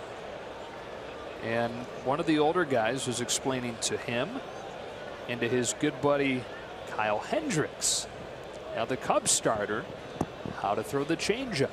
And so Stripling and Hendricks kind of learned the same grip together. 1-2. I also think it's a good teaching thing for kids back home. One, here they are, they're just talking about it, but oftentimes when they're working on it, it's not till when they get on the mound. They don't need to be on the mound to work on the pitch. They are practicing just playing catch. They're going down the sideline just catching with the grip, trying to practice with each other, change up, sail the movement, and just the control just from playing catch. Just missed that outside corner on Dickerson, and it's 2-2. They talk about it during batting practice, and then they're probably saying, I guarantee you, even at one point, they might have even said, hey, let me try to throw one to you right now. What you're talking about, just to get a feel. What a cool thing, though. I mean, in this low-level collegiate summer league, there are 2 guys standing out there on the outfield. One of them, a nobody from Dartmouth. One of them, a nobody walk-on from Texas A&M. And fast forward a few years, Kyle Hendricks, 3rd in the National League in Cy Young voting in 2016, and now Ross Stripling putting together an all-star case. Home of the 2-2, and Dickerson grounds it past the mound into center. He's 2 for 2.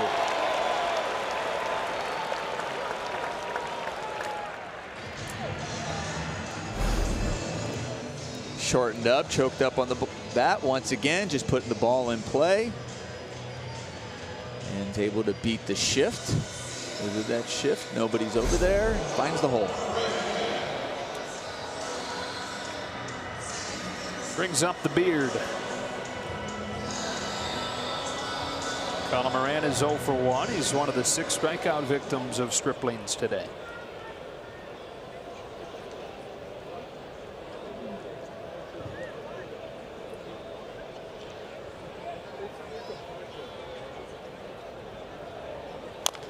First pitch curve, grounded foul. Remember B.J. Surhoff? Yes. It's Colin Moran's uncle.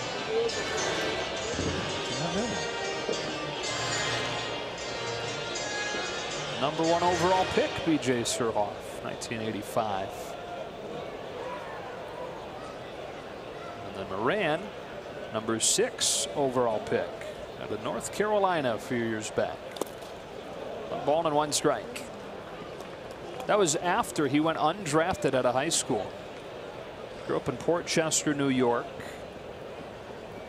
Wasn't that much of a prospect. He had some college offers, went to North Carolina. 3 years later, he goes from undrafted to 6th overall.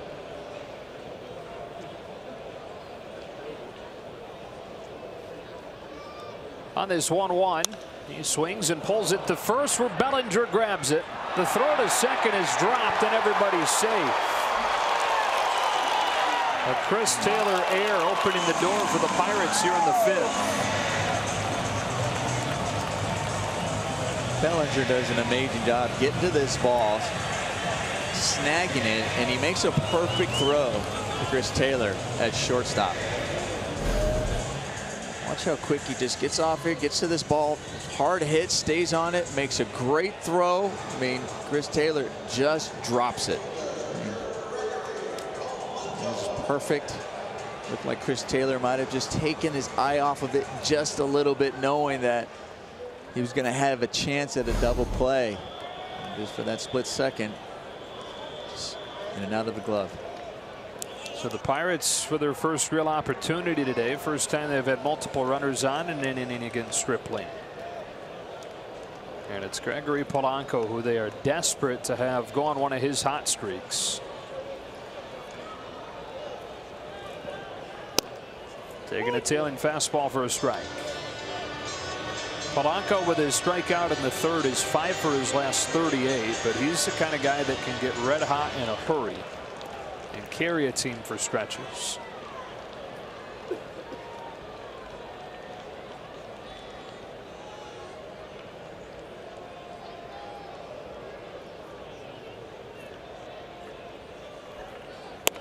See it a lot with guys like him with long arms, long limbs.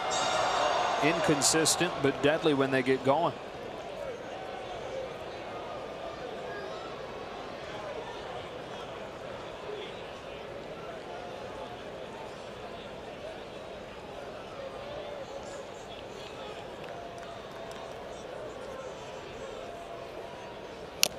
One and two.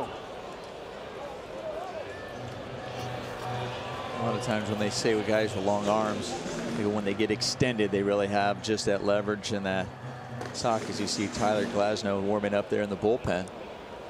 A lot of times when you talk about they might get streaky or struggle, is when they get with those long arms, they have a long swing, so they try to make sure they can get those pitches maybe on the inner half where they can't extend it.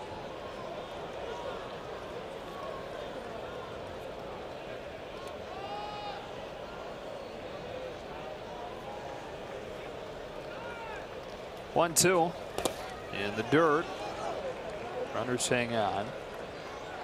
And so you see some tall guys, some long guys move off of the plate.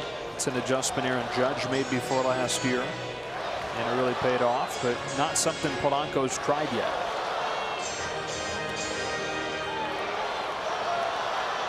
Well, sometimes just moving off the plate could also mess with your sights of the strike zone. So that could also be one of the things, like, well, maybe I feel like I'm just too far. I can't cover the outside, and you don't feel confident or feel susceptible to that pitch. Driven down the line, but it's foul.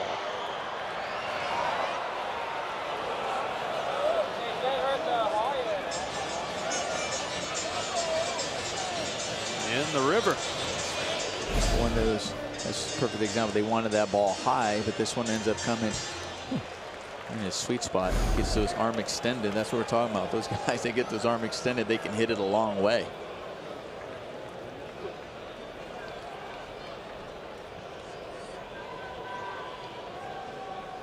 '26-year-old in his 5th season.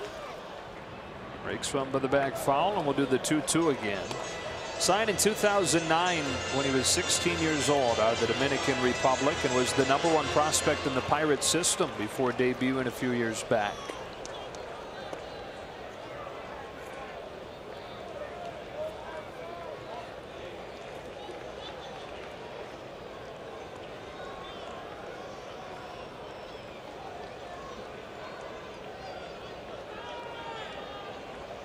Two on, nobody out. 2-2. Full count.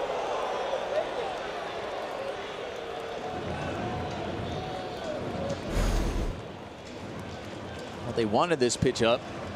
Just wasn't up and in. They were trying to see if they can get in the swing underneath the high fastball.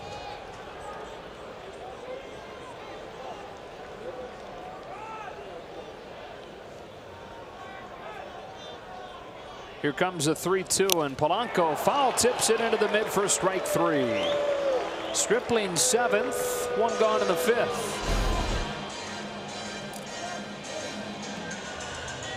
Hits his spot. You see where Yasmani still wanted to go with that high strike. But he also did a good job of not only just getting a high, maybe not as high as Monty wanted it, but if you missed your spot, at least it wasn't going on the inner half. It ended up going away, and he gets that swing and miss. Good one. Good time to get a timeout here. You had a guy on second base for a while throughout an entire bat. Let's make sure we get the signs. Let's make sure how we want to attack the hitter. Which is Sean Rodriguez. With that strikeout, he's put himself in a spot where a ground ball can get him out of this inning with no damage done.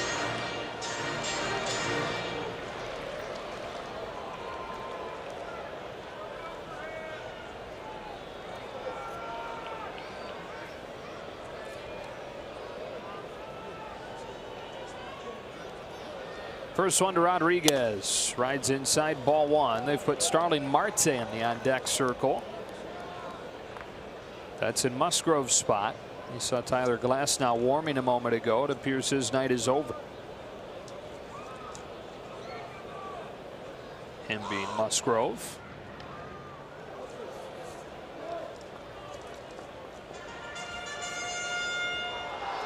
This is one of the spots where Ross Stripling has been very good this year. Opponents hitting 125 against Ross with runners in scoring position.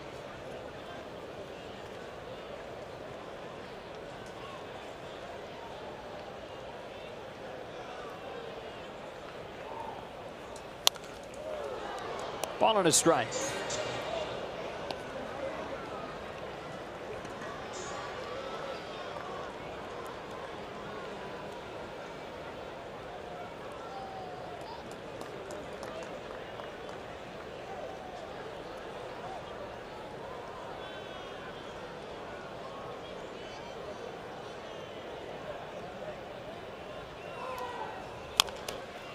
One and two.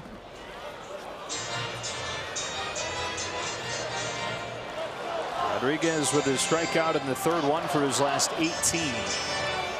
Diminished role. Although he's still got a spot on the roster with some of the injuries they've had. And continues to serve as a utility man. Plugged in late tonight.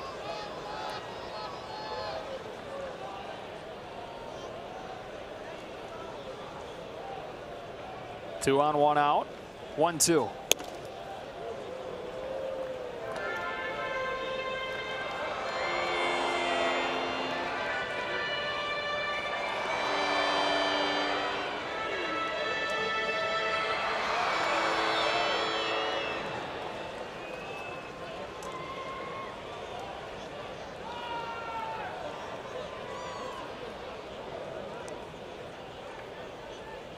Here's a 2-2. Ground ball foul.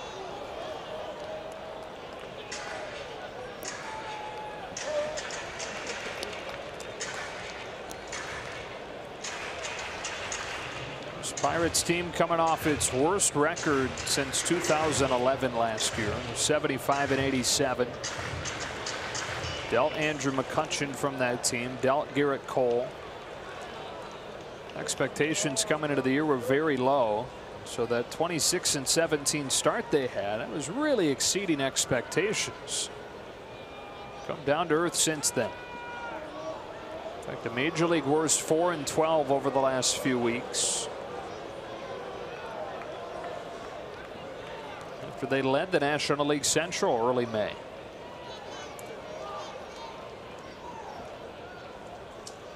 On another 2-2.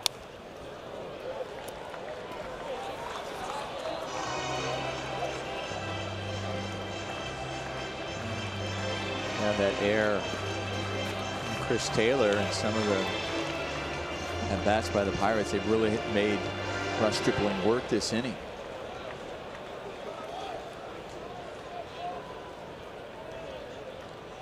It's at 82 pitches right now. Here it comes with another 2-2. A pop fly that will get out of play.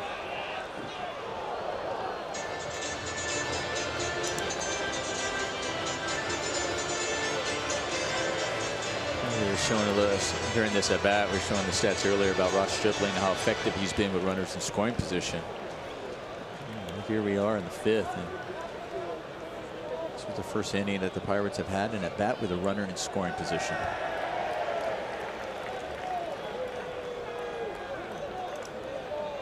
3 hits, no walks. Popped off the end of the bat, and it looks like this one will be playable for Bellinger. And a big second out here in the 5th.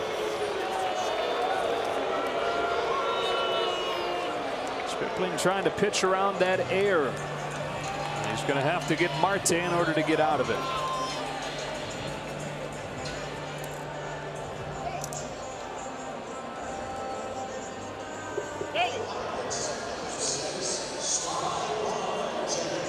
Marte's reputation marred by that 80-game suspension a year ago. Performance-enhancing drugs. He was coming off a career-best 2016 when he was an all-star, but was not good last year when he was active. It's been a bounce-back season for him thus far here in 2018. Off of the bench today. That does it for Joe Musgrove. Dodgers the first team to get to him in his 3 starts as a Pirate.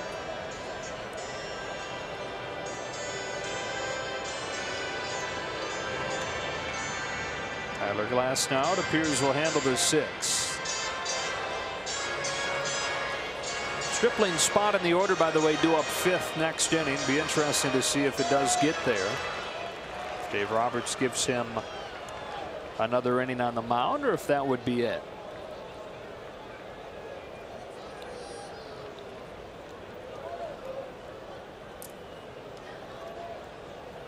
First, let's see what happens here.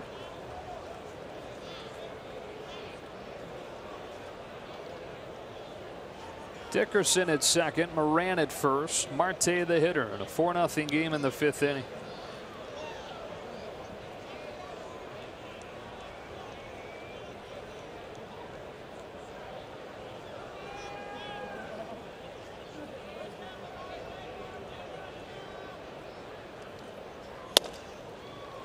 Starts him with a strike.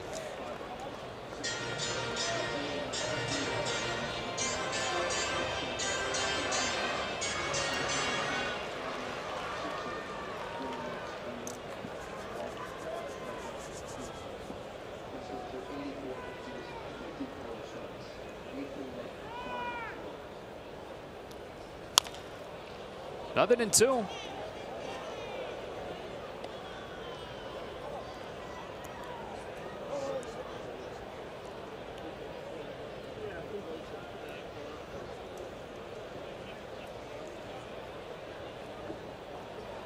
Talking about him batting 5th that next inning. I mean, I see this inning, the 27 pitches so far in just this inning. I mean, that's how big that error was. Added some of the pitches, it might have changed some of the decision for Dave Roberts, or it made it a little bit more difficult compared to having maybe that quick inning and going, all right, got a 4-0 lead. He still looks pretty sharp. Hasn't really had a stressful inning. So we'll see how it plays out. And thank goodness for that off day yesterday, huh? Because the bullpen 22 2/3 over the last 4 games. Poke to right field, base hit, Marte. Puig's up with it. They'll hold Dickerson at 3rd, and the bases are loaded.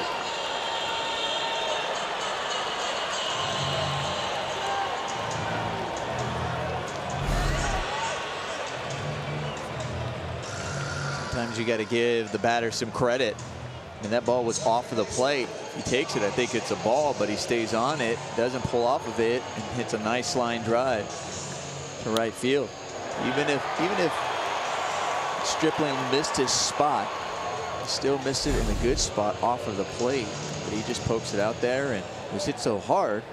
And knowing the cannon that Yasiel Puig has, they're like, let's hold it up right there. So with the bases loaded, the tying run comes to the plate in the form of Josh Harrison, who swings away and sends a lazy fly ball to left field that'll end the inning with Matt Kemp making the catch. And Ross Stripling able to wiggle out of it. 5 shutout innings for him and a 4-0 lead.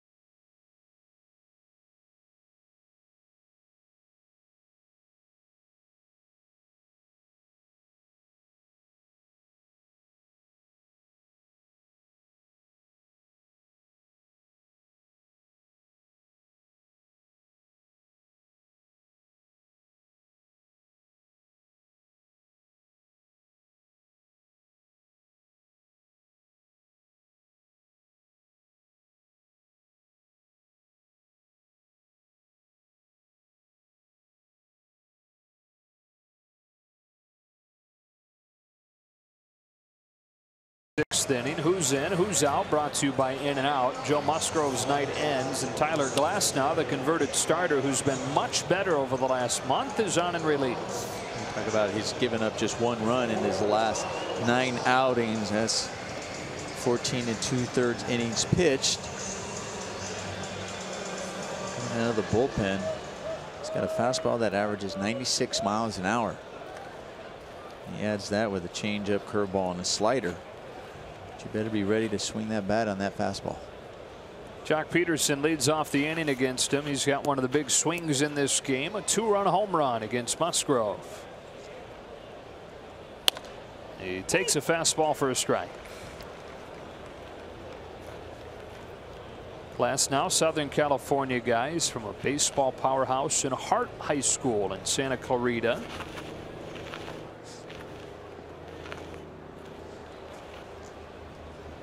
Five active big leaguers out of there. James Shields, Trevor Bauer, Mike Montgomery, Pat Valleca, and Tyler Glasnow, all out of Hart High School. Peterson hits one off of the plate. That is foul. 1-2.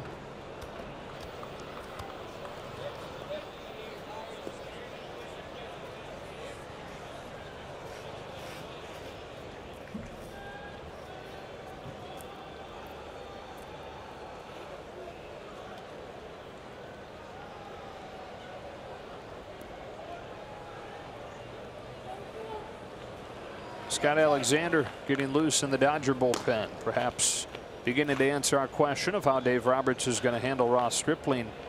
Spot were to come up, or even if it doesn't.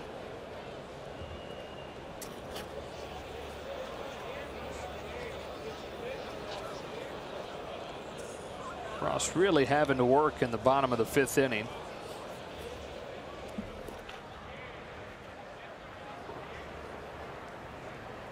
Pitch count now at 89. 2-2. Peterson pulls his hands in and lifts one to right field for Polanco. Up comes Yasiel Puig. We look back at his last at bat on our Arco top tier play. Home run number 7. Well, we were talking about Polanco extending the arms. Yasiel Puig, when he gets those arms extended and stays through the ball, he can drive it a long way. And that's one you keep watching over and over again when you're driving it over the center field wall. Hit a home run to almost that same exact spot in this ballpark last August. To win a game, in fact, in extra innings.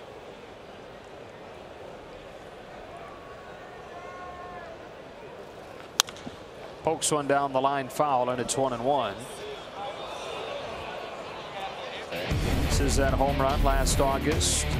Breaking tie in the late hours of the night. That same series where the Dodgers lost that game on the Josh Harrison home run. Almost looks like an instant replay to the part of the park that it went out.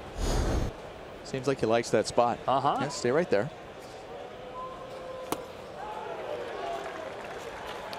Looked flummoxed on that swing and a miss. 1-2.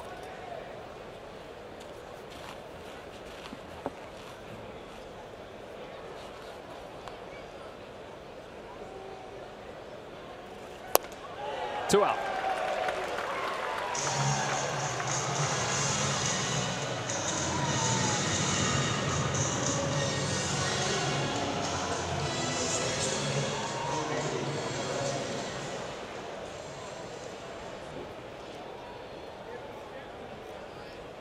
Bellinger 0 for 2. Nice sliding catch and foul ground and left from Dickerson, and then a foul out his next time.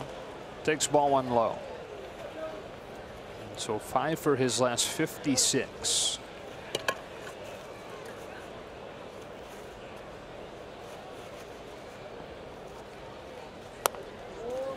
Two and up.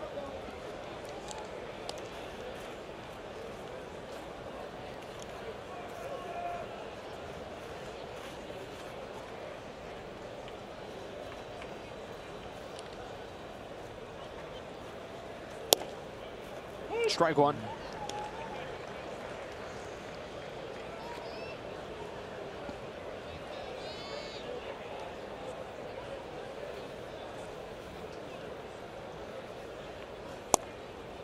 3-1.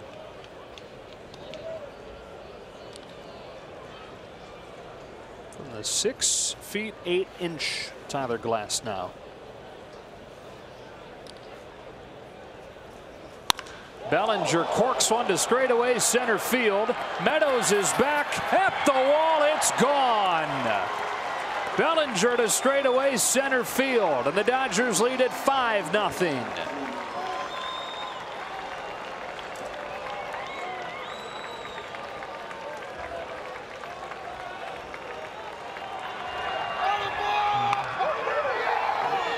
See everybody excited. You know, when you're struggling and they get that big, you get a home run like that, put a nice swing on it, everybody's excited for you. I thought he did a good job actually on the pitch before to get to that 3-1 count, that hitter's count, laying off a pitch, an off-speed pitch on the underneath his hands. One of the pitches we've seen him swing and miss over the course of his struggles, laid off of it to get that fastball and stay on it to drive it to center field. That had a different sound to it. Stayed right on it, head down on it. Just listen to it. There's your sound. Wow, long gone. Number 9 for Cody Bellinger. 1 ball, no strikes on Logan Forsythe. Glass now back home. That's strike 1. What do you think on the distance for that? 461. 422. I was close. They're one of the numbers, right? Well, it would have gone 461 if that wall wouldn't have stopped it. Exactly it. Yeah. So. Stinking batter's eye. On to 2-1. Forsythe takes a strike. 2-2. Third home run of the night for the Dodgers, and that has been a staple of what they've been doing during this 13-4 stretch, leading the National League in home runs during that time. Forsythe down on strikes, but the Dodgers add 1 on the Bellinger home run and lead it 5-0 to the bottom of the 6th.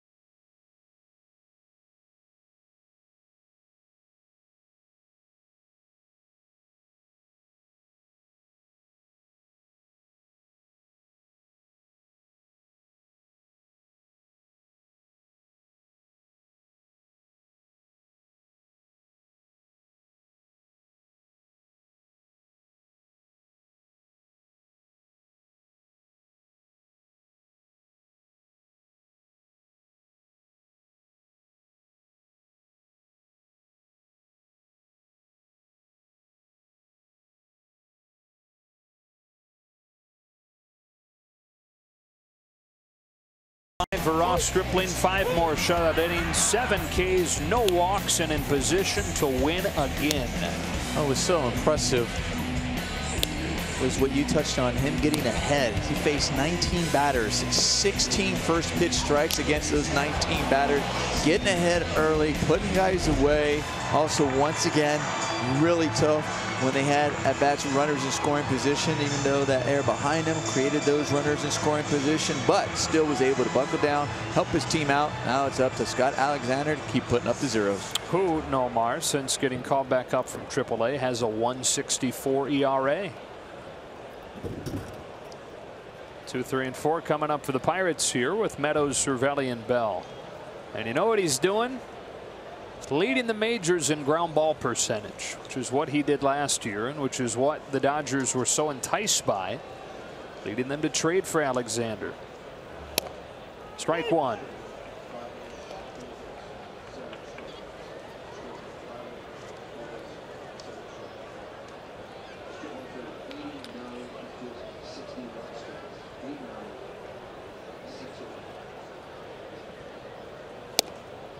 Ball on a strike on Meadows. Was 1 for 2 tonight. One of the 4 Pirates hits in this game for a team that was really good offensively over the first month. In fact, averaged better than 5 runs per game. But they've been scuffling lately. Down near the bottom of the majors the last few weeks.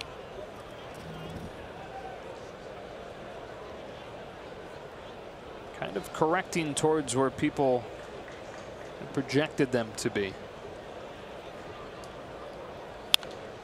2-2.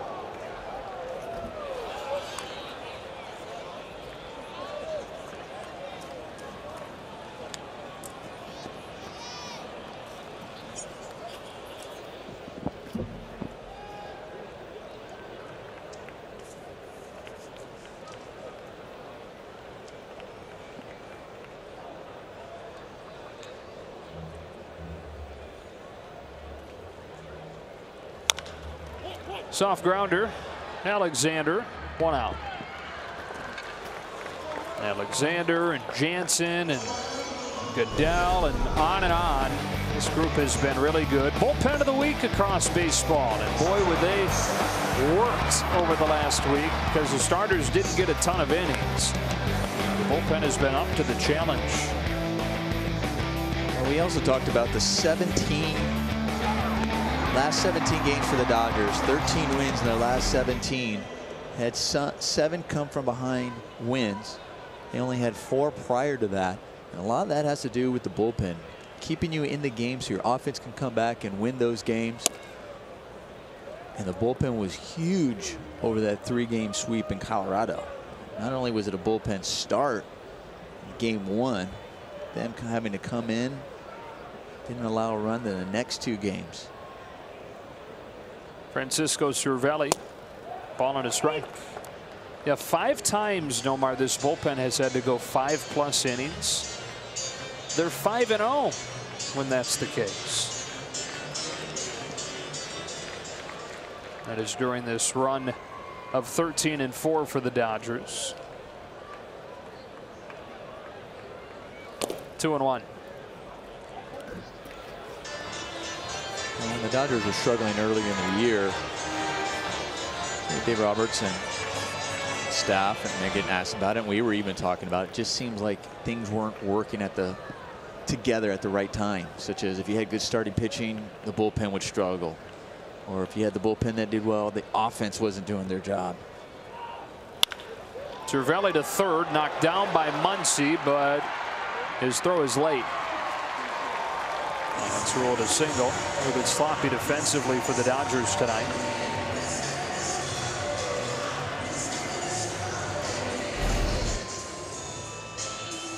Ruled the single, but it'll be one that Max Muncy would tell you that he should have been able to just glove that, keep that in there. It goes off the heel of his glove.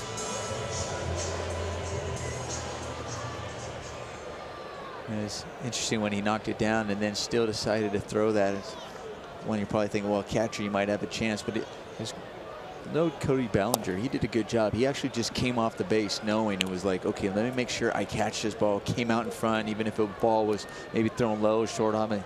He was just make sure he was in a position to make sure he knocked it down.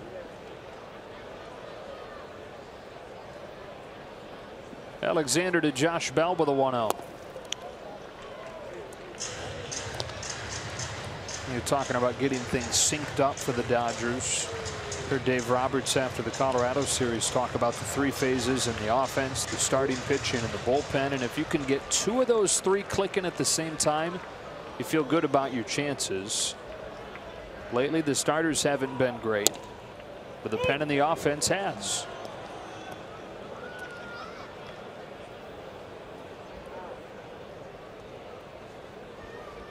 tonight. 2 for 2. Offense is good. Starter's good. And now up to the bullpen. 2-2.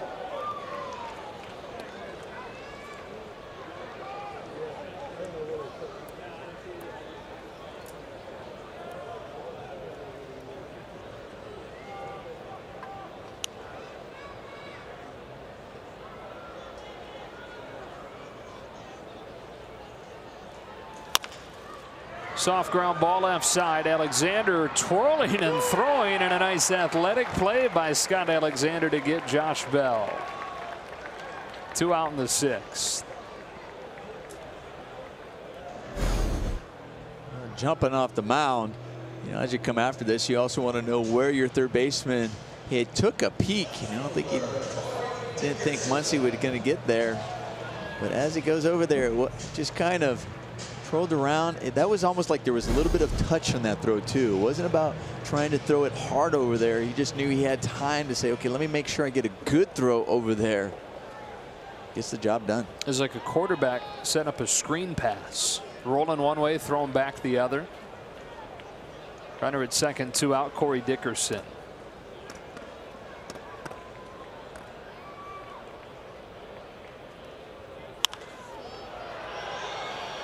Dickerson tonight 2 for 2. He's twice shortened up his swing with 2 strikes and produced singles.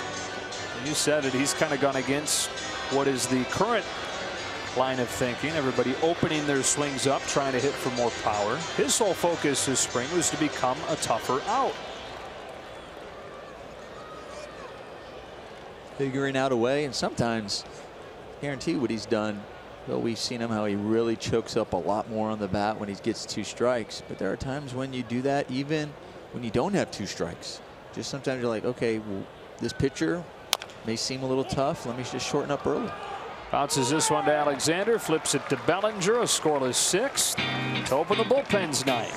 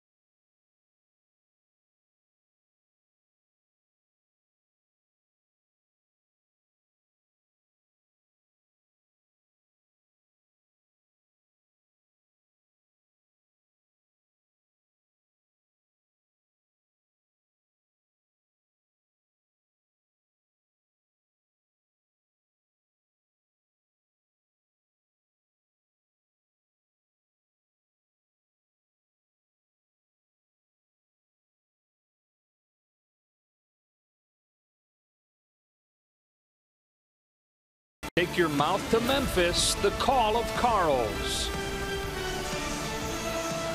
Back at PNC Park, the bank of the Allegheny, where the Dodgers have a 5-0 lead, having hit 3 home runs tonight.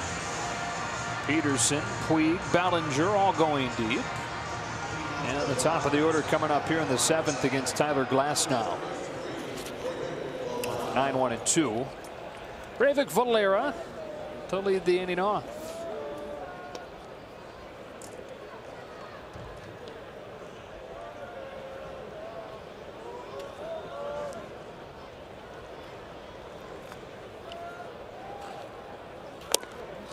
At the knees, strike 1.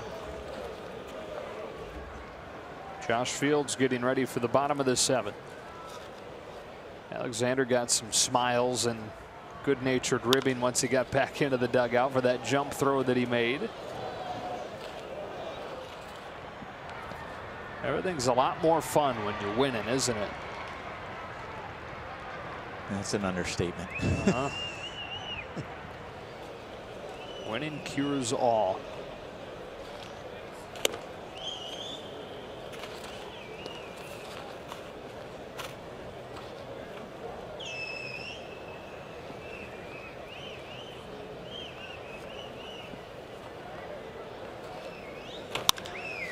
Valera hits a fly ball to center field. Meadows, one away in the 7th.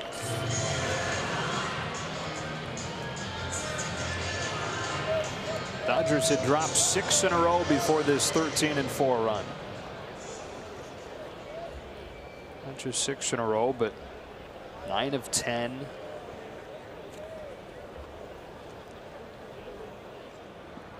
It's a 6-16 stretch. I had them sitting at 16-26.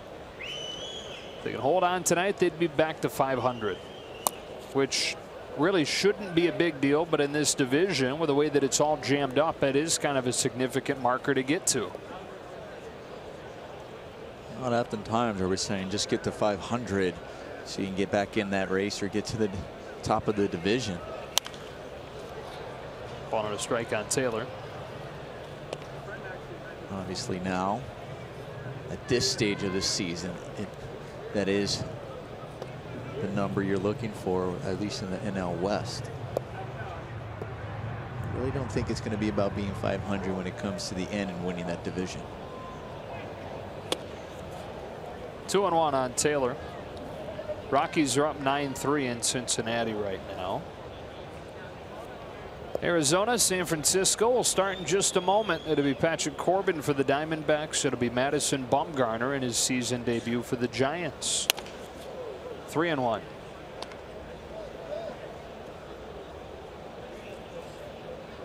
The Giants quietly the last few days have gotten things going just in time for the Rays to come back.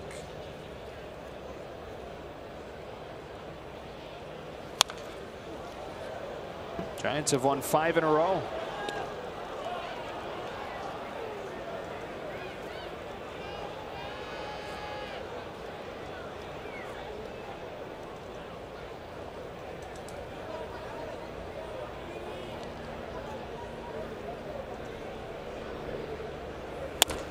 Taylor walks. By the way, Max Scherzer, his 2nd career immaculate inning tonight. Against the Rays. Yep. Saw that.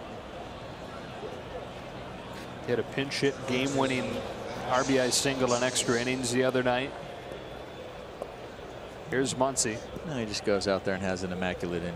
No big deal. Nope.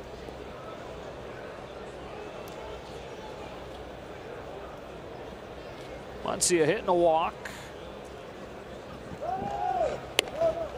Takes ball 1. Taylor had a good secondary lead, and so Cervelli took a shot at him.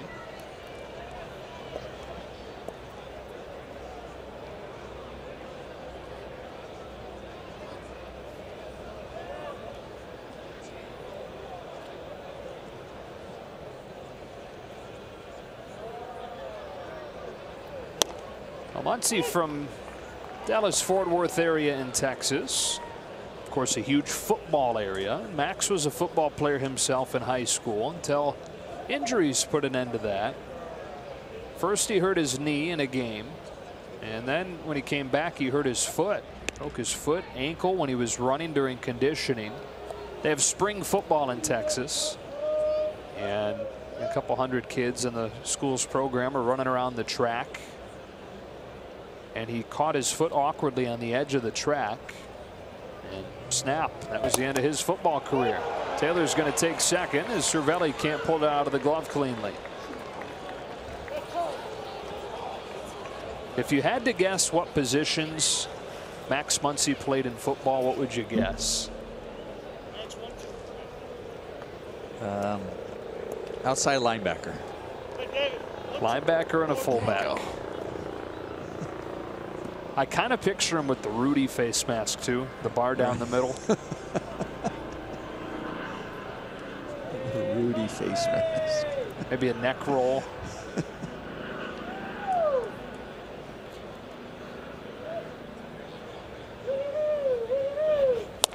Glass now gets him with a fastball to the corner, 2 out.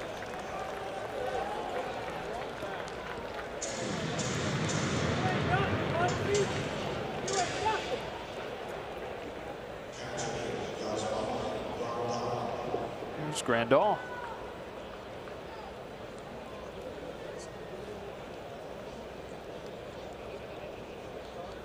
I mentioned Glass now 6'8", so he played a bunch of different sports growing up. Played basketball, played football, even played some roller hockey. Strike one on Grandal. But by the time he got to high school, he said he was too goofy to do anything other than try to pitch because he gotten so tall and kind of outgrown his body, outgrown his athleticism.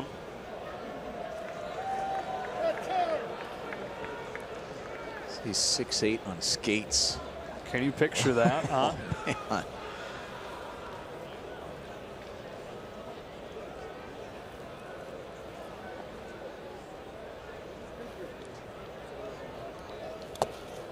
0-2. Both his parents are pretty tall. His dad is 6'3". His mom is 5'10".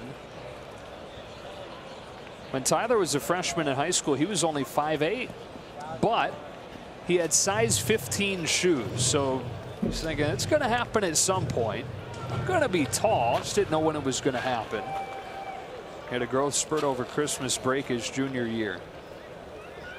So much so that he said he came back after those few weeks away and people are looking at him, looking him up and down and saying, what happened to you? You look like a different guy.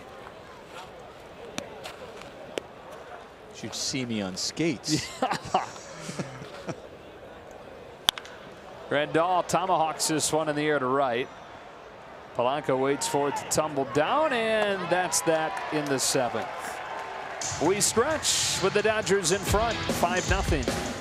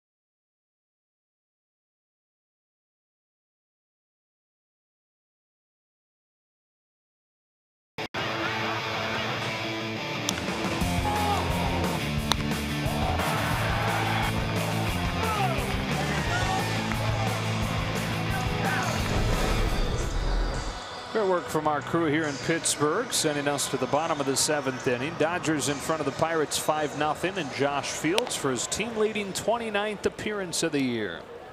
Done a great job holding opponents' batting average just 200. Actually, as reverse splits lefties, he's holding to a 167 average. That's what he's going to see to start this inning in a battle of the beards with Colin Moran.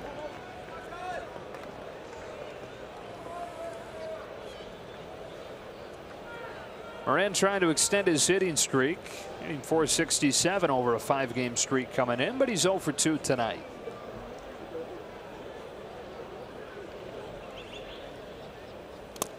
One ball, no strikes.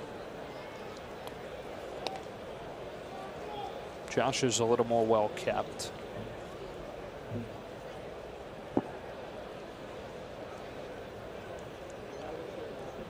Justin's had kind of gotten to Collins' point last year. I think he trimmed it up, got married. Yep. And then I think now it's letting it go Let again. it go again. Right, there Right. it is. Yeah. It's like it'll get there. Put a ring on it and let it go.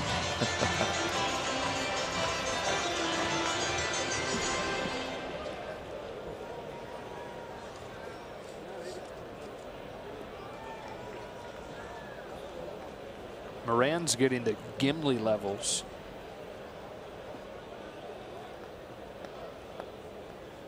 You Lord of the Rings guy at all? I'm not. No.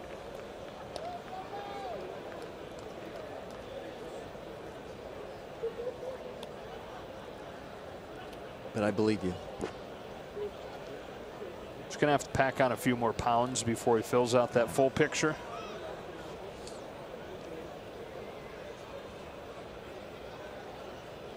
On a 2-1 pitch, he takes it high. 3 balls, 1 strike.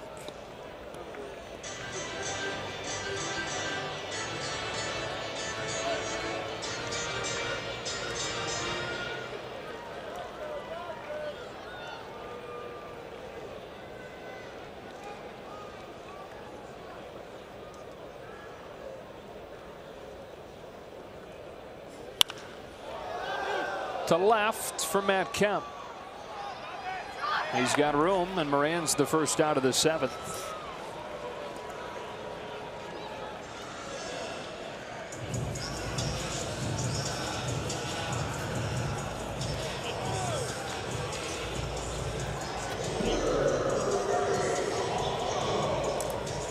Here's Polanco.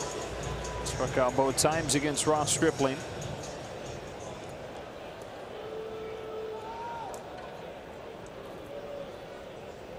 Guy that was looked at by most teams as a pitching prospect coming out of the Dominican Republic.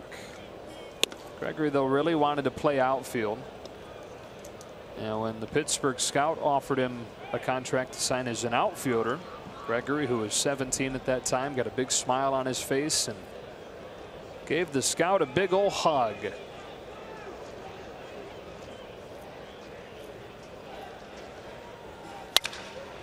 Pulls a soft liner to second that Forsythe puts away. 2 up and 2 down.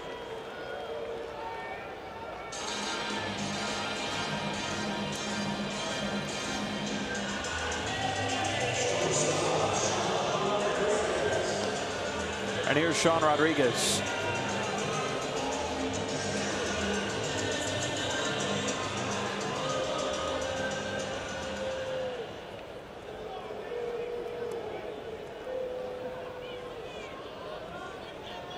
Does it seem like there's been an awful lot of booing here tonight? Strike 1. You definitely have heard some. Yeah.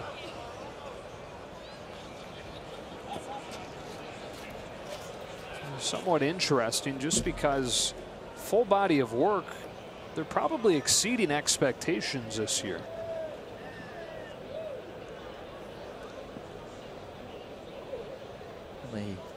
There might be some frustration because they got off to such a good start. Yeah, teased them a little bit.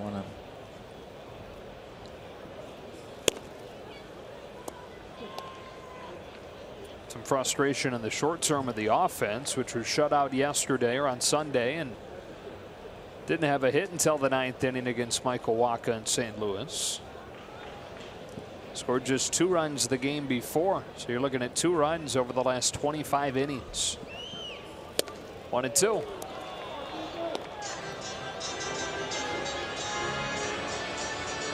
They've gotten off to such a hot start offensively. looking back on it, probably playing above their heads there. But the last few weeks, you could argue below where you'd expect. Maybe more realistically somewhere in the middle.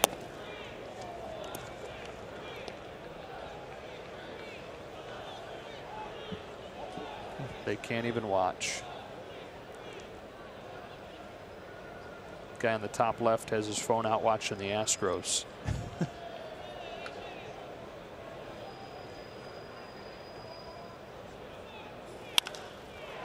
Fly ball center field. Routine Jock Peterson. 1-2-3 inning for Josh Fields. Let's go to the 8th. Those are the guys producing the boos.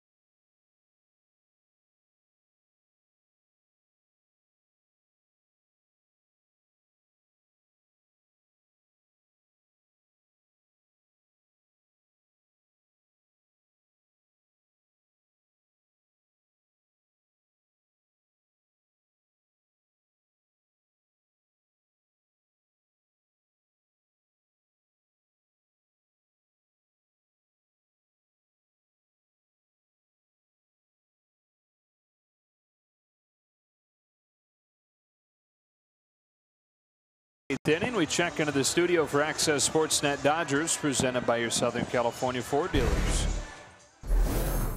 Thanks, Joe. The Dodgers trying to win their 8th consecutive road game through 7 innings. Jerry, things looking awfully good. Another solid outing by Ross Stripling. Offense coming alive. That's right. Ned, Jerry will break it down after the game. Alana will have all the reaction from the clubhouse. We'll see you guys soon. Okay. That's right. Ned earning the paycheck. That's it. That's right. Middle part of the order against Richard Rodriguez, third pitcher today for the Pirates.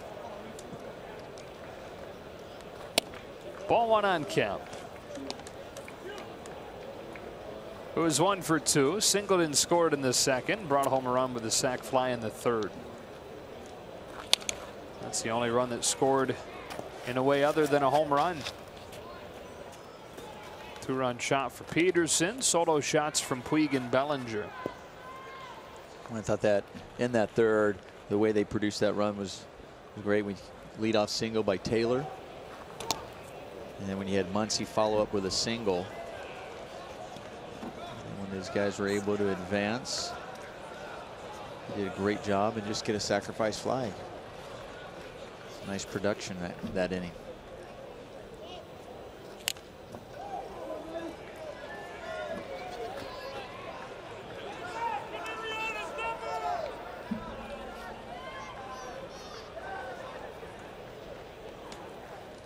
Kemp leading the National League batting race. 346 on a 2-2. Foul tips it into the glove for strike 3, and Cervelli hurt. I don't know if the backswing got him or if he just caught that awkward. No, I think he got him on the backswing.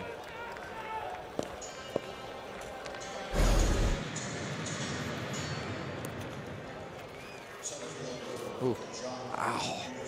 Right in the back of the hand. Look at the wrist. One of the big reasons Cervelli's having such a good year is that he's finally healthy. It's been such an injury-riddled career, which has included multiple broken hands.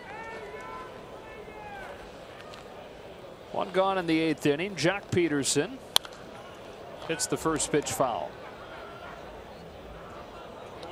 2-run home run tonight after the 2-home run game on Saturday. We're finally starting to see him hit for some power again after the focus looked very much towards getting on base and working counts. We're seeing him cut loose a little bit more. Fly to left, Dickerson. I think it's been better. I mean, what he's really done is he's cut down his strikeouts too per plate appearance, and it's increased over the last couple of years. But I mean, he's used to be back in 2015. It was a strikeout every 3.4, and then it went up to 3.6 and 4.7 2017, and it's near 7 now. So he's really done that. So, and that's really the way you get out of it. First, you got to make contact before you're worried about powers. Make sure you'll be able to consistently square the ball up, and then the power comes. It's not the other way around. And I think we've seen a lot of hitters lately, as of late, doing it the other way.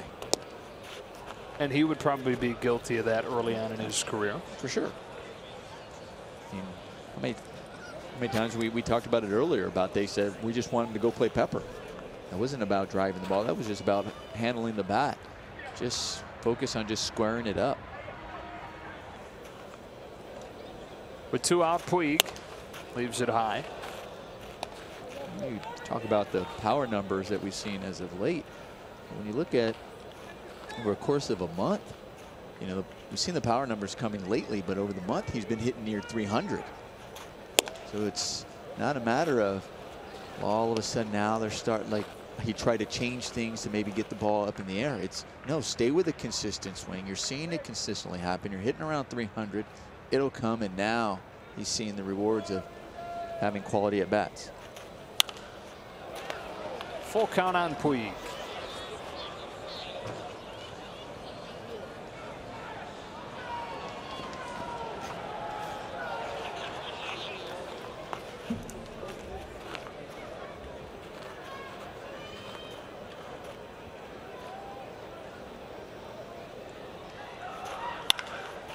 Bounce it is short. Sean Rodriguez.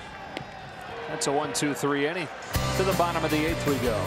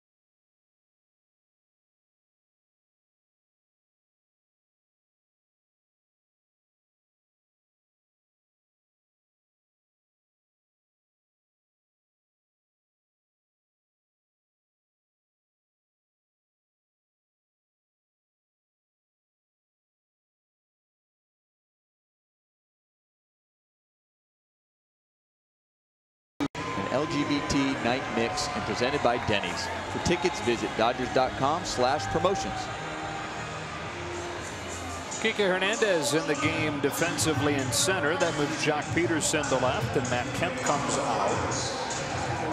Pedro Baez on to pitch. After a month of April, we had an ERA of 4.5, Nomar. He's at 2.5 over the last month. Yeah, look over his last 7 innings. He's just allowed 1 earned run over those last 7 innings pitched. And he's holding hitters to 125 average over that time. Adam Frazier leads off the inning against him. 9-1-2 for Pittsburgh. Strike one. 2 more games coming in this series. Caleb Ferguson with his major league debut for the Dodgers tomorrow against Trevor Williams of the Pirates. That's another 7:05 Eastern time game. And then 12:35 in the afternoon Thursday, Dennis Santana, first major league start against Jamison Tyone of the Pirates. Yes, in early June, the Dodgers are sending out Stripling, Ferguson, Santana.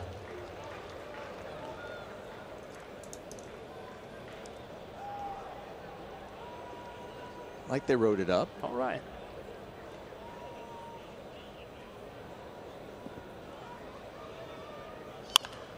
One and two.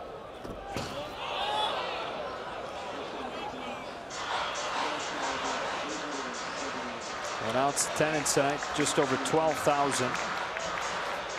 We were discussing between innings. See my next game, Dodger Stadium, July 4th. Oh yeah, there's a Go Bucks sign. Looks like she's making the trip to Dodger Stadium when the Pirates go out there. We were discussing between innings how quiet it is in here. 2 and 2. I think the only thing that could rival how quiet it is in here would be Miami. Well, they get more here than Miami. I mean, this is we've been here, but we can see it quiet when I'm sure the rain might have had something to do with it too. Sure. When you had that rain delay in there. At least in Miami, though, you have the roof closed, so it kind of echoes. Yeah. Not here.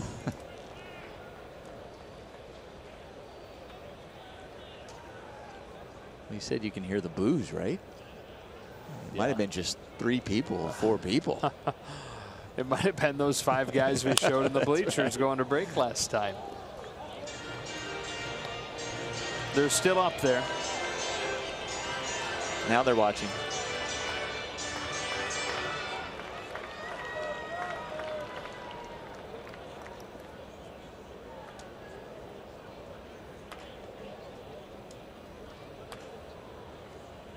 Full count on Adam Frazier leading off this 8th inning.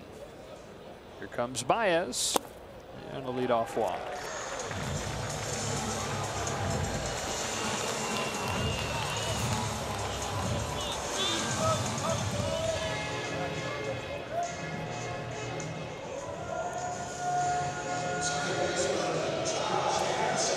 Here's Josh Harrison. A 5-0 gain. That is not what Dave Roberts wants from guys coming out of the bullpen. You're leading by 5 runs. You want somebody to come in and be throwing strikes.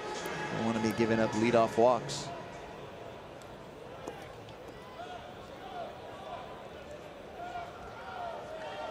Harrison listed at 5'8". He's always been doubted because of his size or lack of.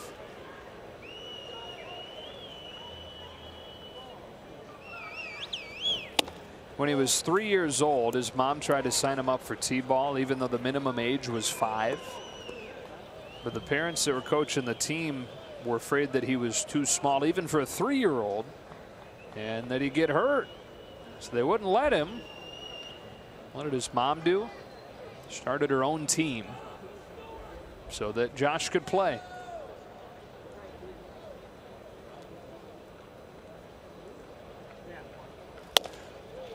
Two older brothers both played. One of them played 9 years of minor league baseball.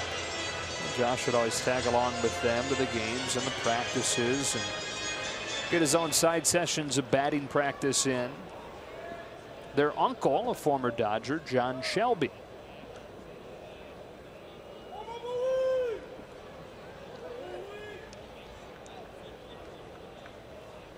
Here comes Baez with a 2-0. Generous bottom of the zone there, 2-1. Pedro will take it at this point.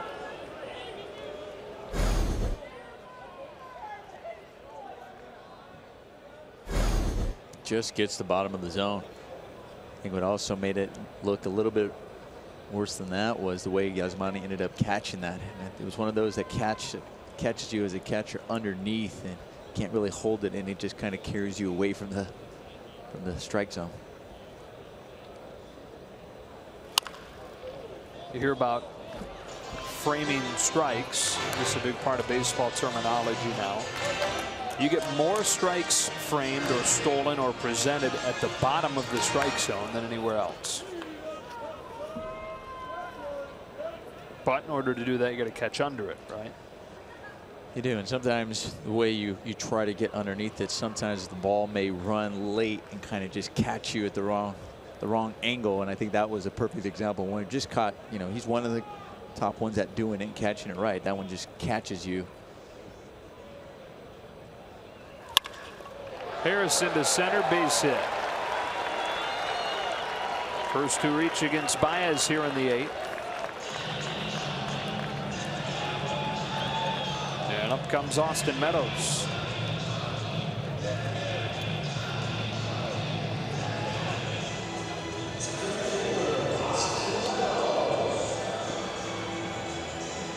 "15 games in the majors, already 5 home runs for the 23-year-old. Said that he didn't have any nerves first time he stepped into the batter's box as a big leaguer because he dreamt of the moment for so many years, had spent so many moments visualizing that time, that when it actually came, he was ready. Felt like he'd already done it.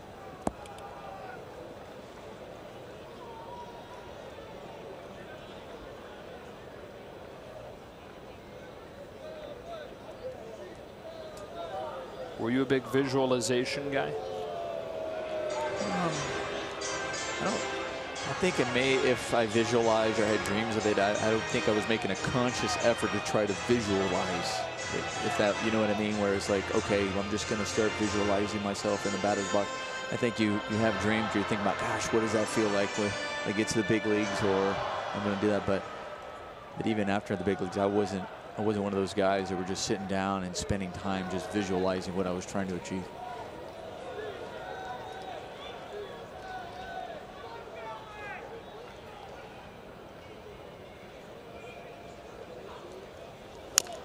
Strike one. Got his first major league hit off of Tyson Ross. Dugout called for the ball after it gotten back to Ross. You know, we're going to get that as a souvenir. So Ross turns and fires the ball over to the Pittsburgh dugout. It hits the top step and bounds its way towards the seats. Well, one of the pitchers leaped up and snared it before it got into the first row and saved that first hit ball for Austin. It was Ivan Nova.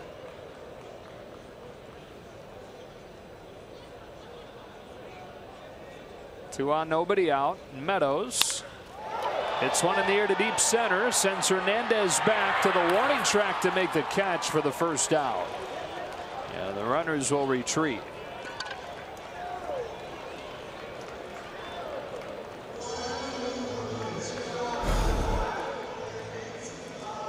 I'm sure it made quite a few Dodger fans kind of hold their breath at the way it sounded, and him driving it to center field, but he drove it to the deep part of the field. Kike's underneath it easily, and see Pedro doing his job, going over to third, backing up.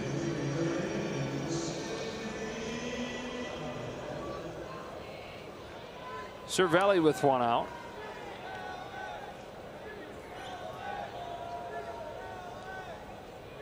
Career year for the 32-year-old catcher.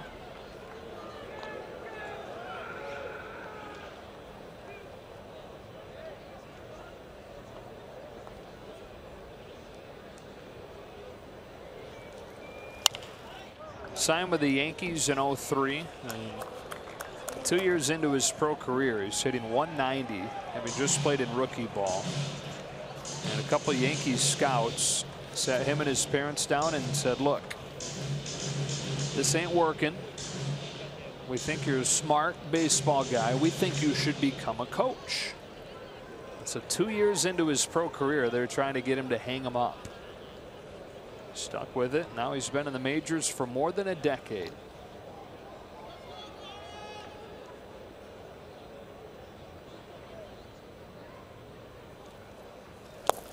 Ball and a strike.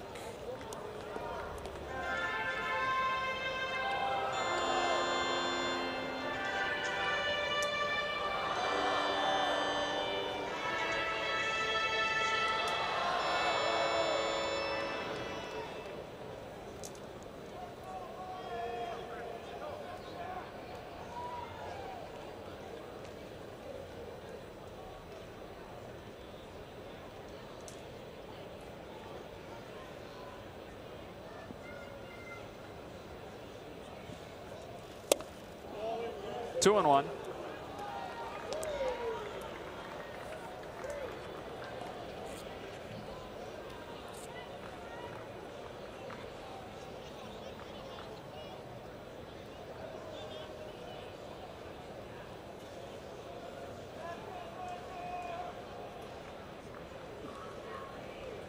Frazier at second, started the inning with a walk. Harrison at first after the single, and Cervelli takes ball 3.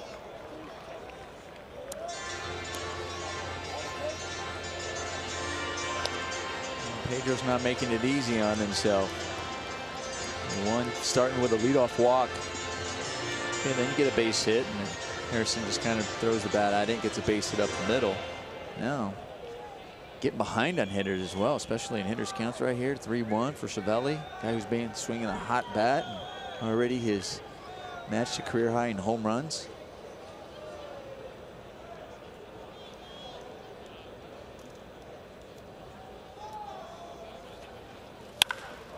Down the line, but foul.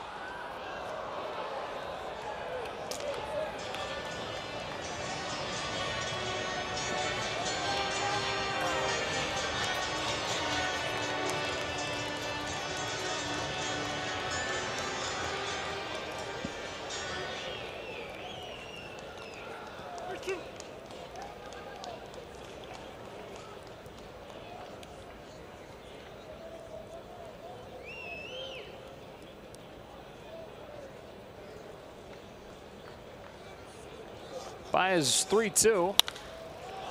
Fly ball to center field, but playable for Kike Hernandez. 2 gone. Frazier tagging, heading for third. The throw, pretty close, in time. Kike Hernandez puts the arm on display. And a double play to finish the Pirates off here in the 8th.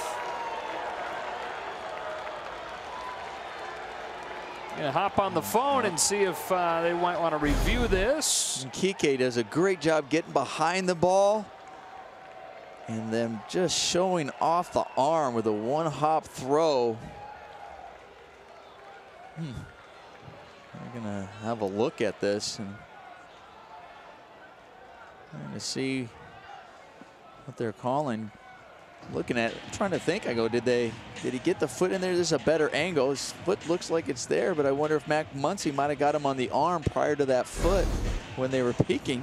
I don't know if they're going to challenge. Looks like we're going to break. Got him.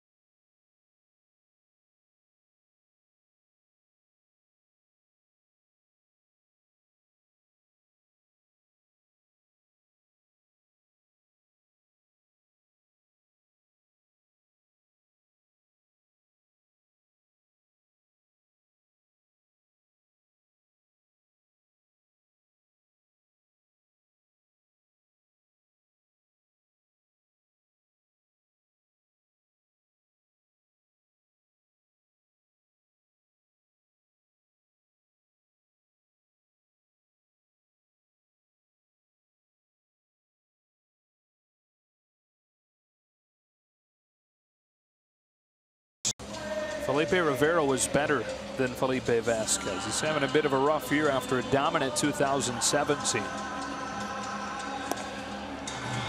So then he changed his name after you have a dominant 17? Yeah, I don't know. It's usually the other way. I know. Yeah. If it ain't broke. Once again, I said this the other night. I don't get on people's names, so I'm just going to leave that one alone. Right. Yeah, glass house. Yep. Bellinger to the plate to lead off the 9th with his 9th home run his last time. Now in a 4-way tie for the team lead. Chris Taylor right there as well with 8 of his own. It sure was good to see Cody get a hold of one, and each time that he hits one hard right now, you can kind of see a little bit of the weight of the world lifted off his shoulders, a little bit of a smile cracking through.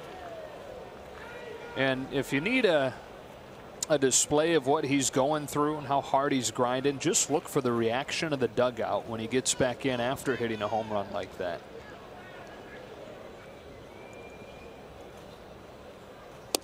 Two and 0.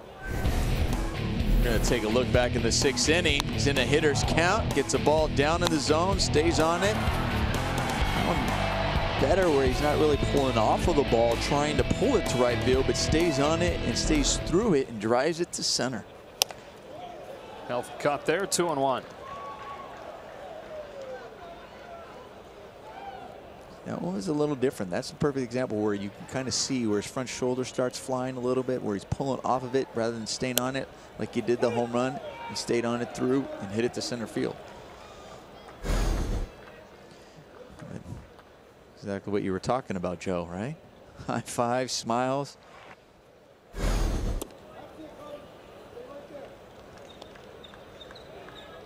Such a frustrating thing. It has nothing to do with a lack of work or lack of focus. Just nothing working these days. Strike 3 caught on the outside corner. Vasquez made a nice pitch for the first out.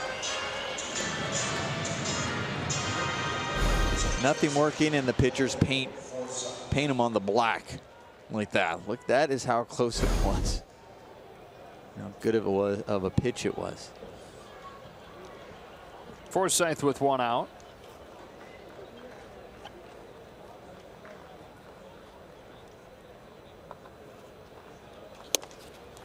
Strike 1. Logan's 1 for 3 tonight.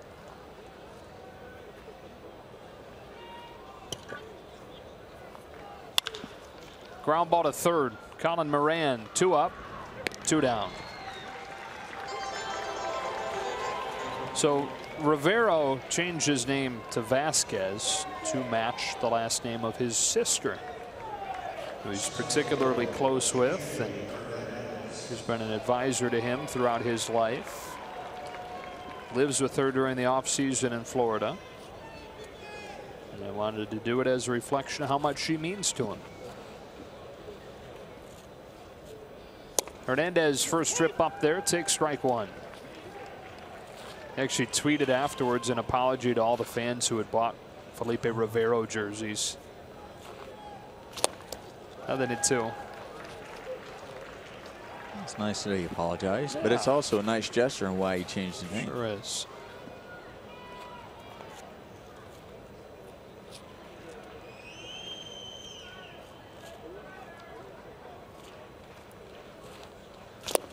He's got a 1-2-3 ninth. Dodgers with a 5-0 lead as we go to the bottom half.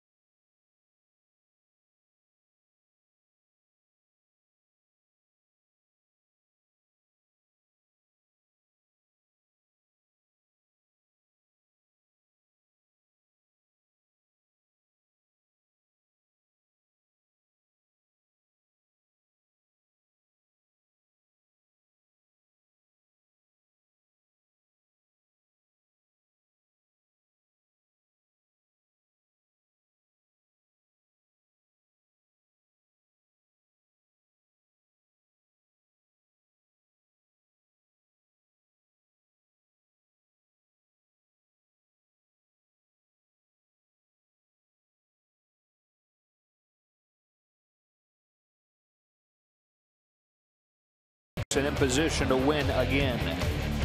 Well, that makes it his last 4 starts, only allowing 2 earned runs over his last 4 starts. Looked outstanding once again today. Now the Dodgers turn to Daniel Hudson to hopefully close this game out. Spent last season with the Pirates, spent spring training with the Pirates, and then, or spring training began with the Pirates, then he was dealt to the Tampa Bay Rays before coming over to the Dodgers.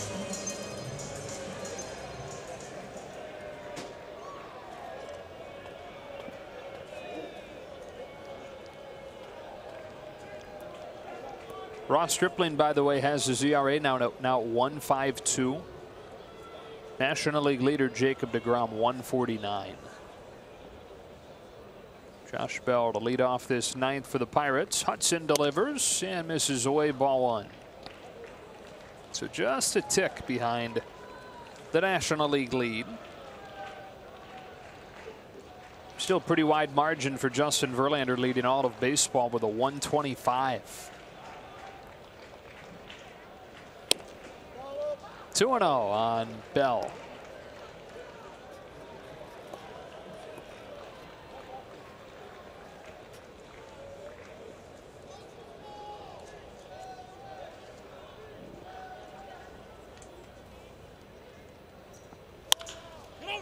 Ground ball. Bellinger's got it at first. Feeds Hudson on the bag. 1 out. Really nice play by Cody Bellinger.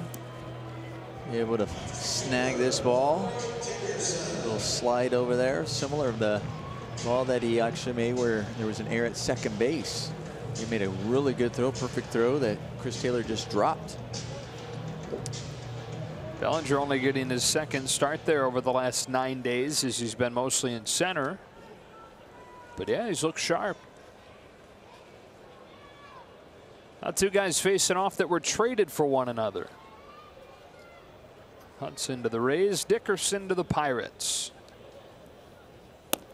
1 ball, no strikes.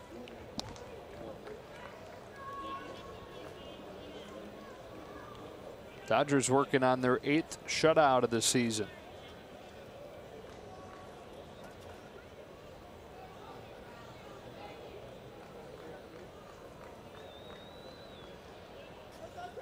Should tie them with the Pirates and with the Cubs for the most in baseball. And a season where they have 1 starting pitcher left in the rotation that was part of the original 5.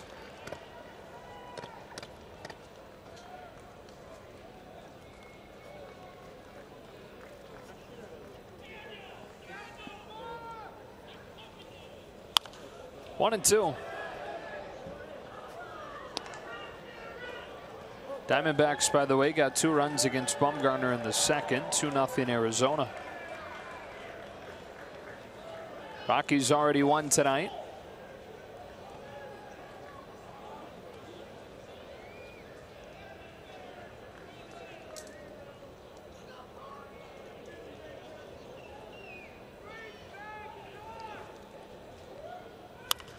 The Dodgers hang on here. That'll be 4 teams within a game and a half for the moment in the National League West, depending on the outcome of that Arizona-San Francisco game.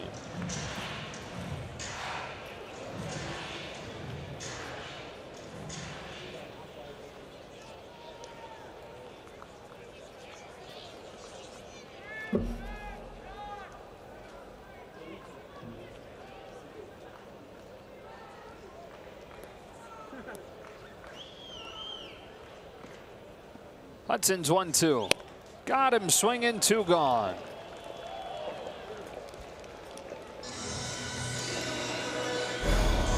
Hudson just climbs the ladder with this fastball. Perfect spot.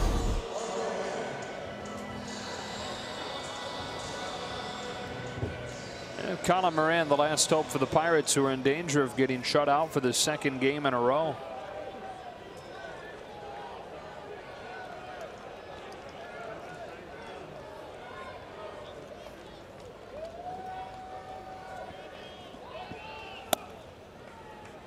Same time tomorrow night. Looking forward to watching Caleb Ferguson in his major league debut at just 21 years old. Started the season in AA, dominated there, a couple of good starts in AAA, and then called up for this one tomorrow. He'll have more than 40 friends and family here. Moran into center. Hernandez has to play it on a bounce, and a 2-out single.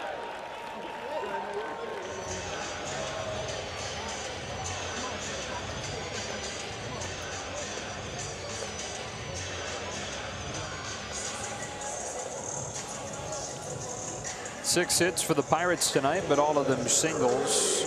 Gregory Polanco to the plate, looking for his first hit. Trying to break out of a slump. 5 for his last 40.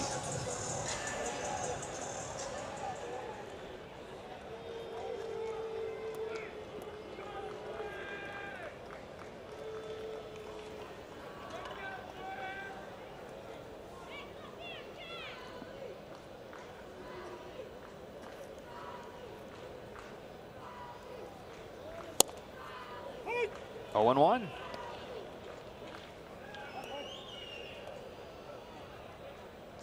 This would be the Dodgers' 7th win in their last 8 games against Pittsburgh. 5 more coming this year between the teams, at 2 here and then the 3 in early July in LA.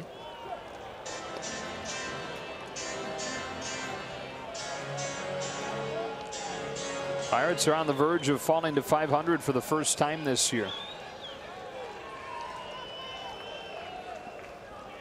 Hudson home with an 0-2. A bullet that's caught by Bellinger, and that's that. The Dodgers have won 14 of their last 18 after a 5-16 stretch that had them at rock bottom. They're within a game and a half of first place and back to 500 for the first time in a month and a half. The Dodgers did a good job, especially against Joe Musgrove coming into this game, who had 2 outstanding outings. They were able to get to him. Home run once again by Jock Peterson to get them on the board. But it was really Ross Stripling. Tremendous pitching performance by Ross Stripling once again. Bullpen doing their job. Just a nice win all around for the Dodgers. Pushing them to an 8th consecutive road win. For Nomar Garciaparra, Alana Rizzo, and the rest of our crew in Pittsburgh, Joe Davis saying so long from PNC Park. We'll do it again tomorrow, same time. No rain in the forecast. Should start on time tomorrow as Caleb Ferguson makes his major league debut against Trevor Williams. For now, stay tuned. It's Access Sportsnet Dodgers.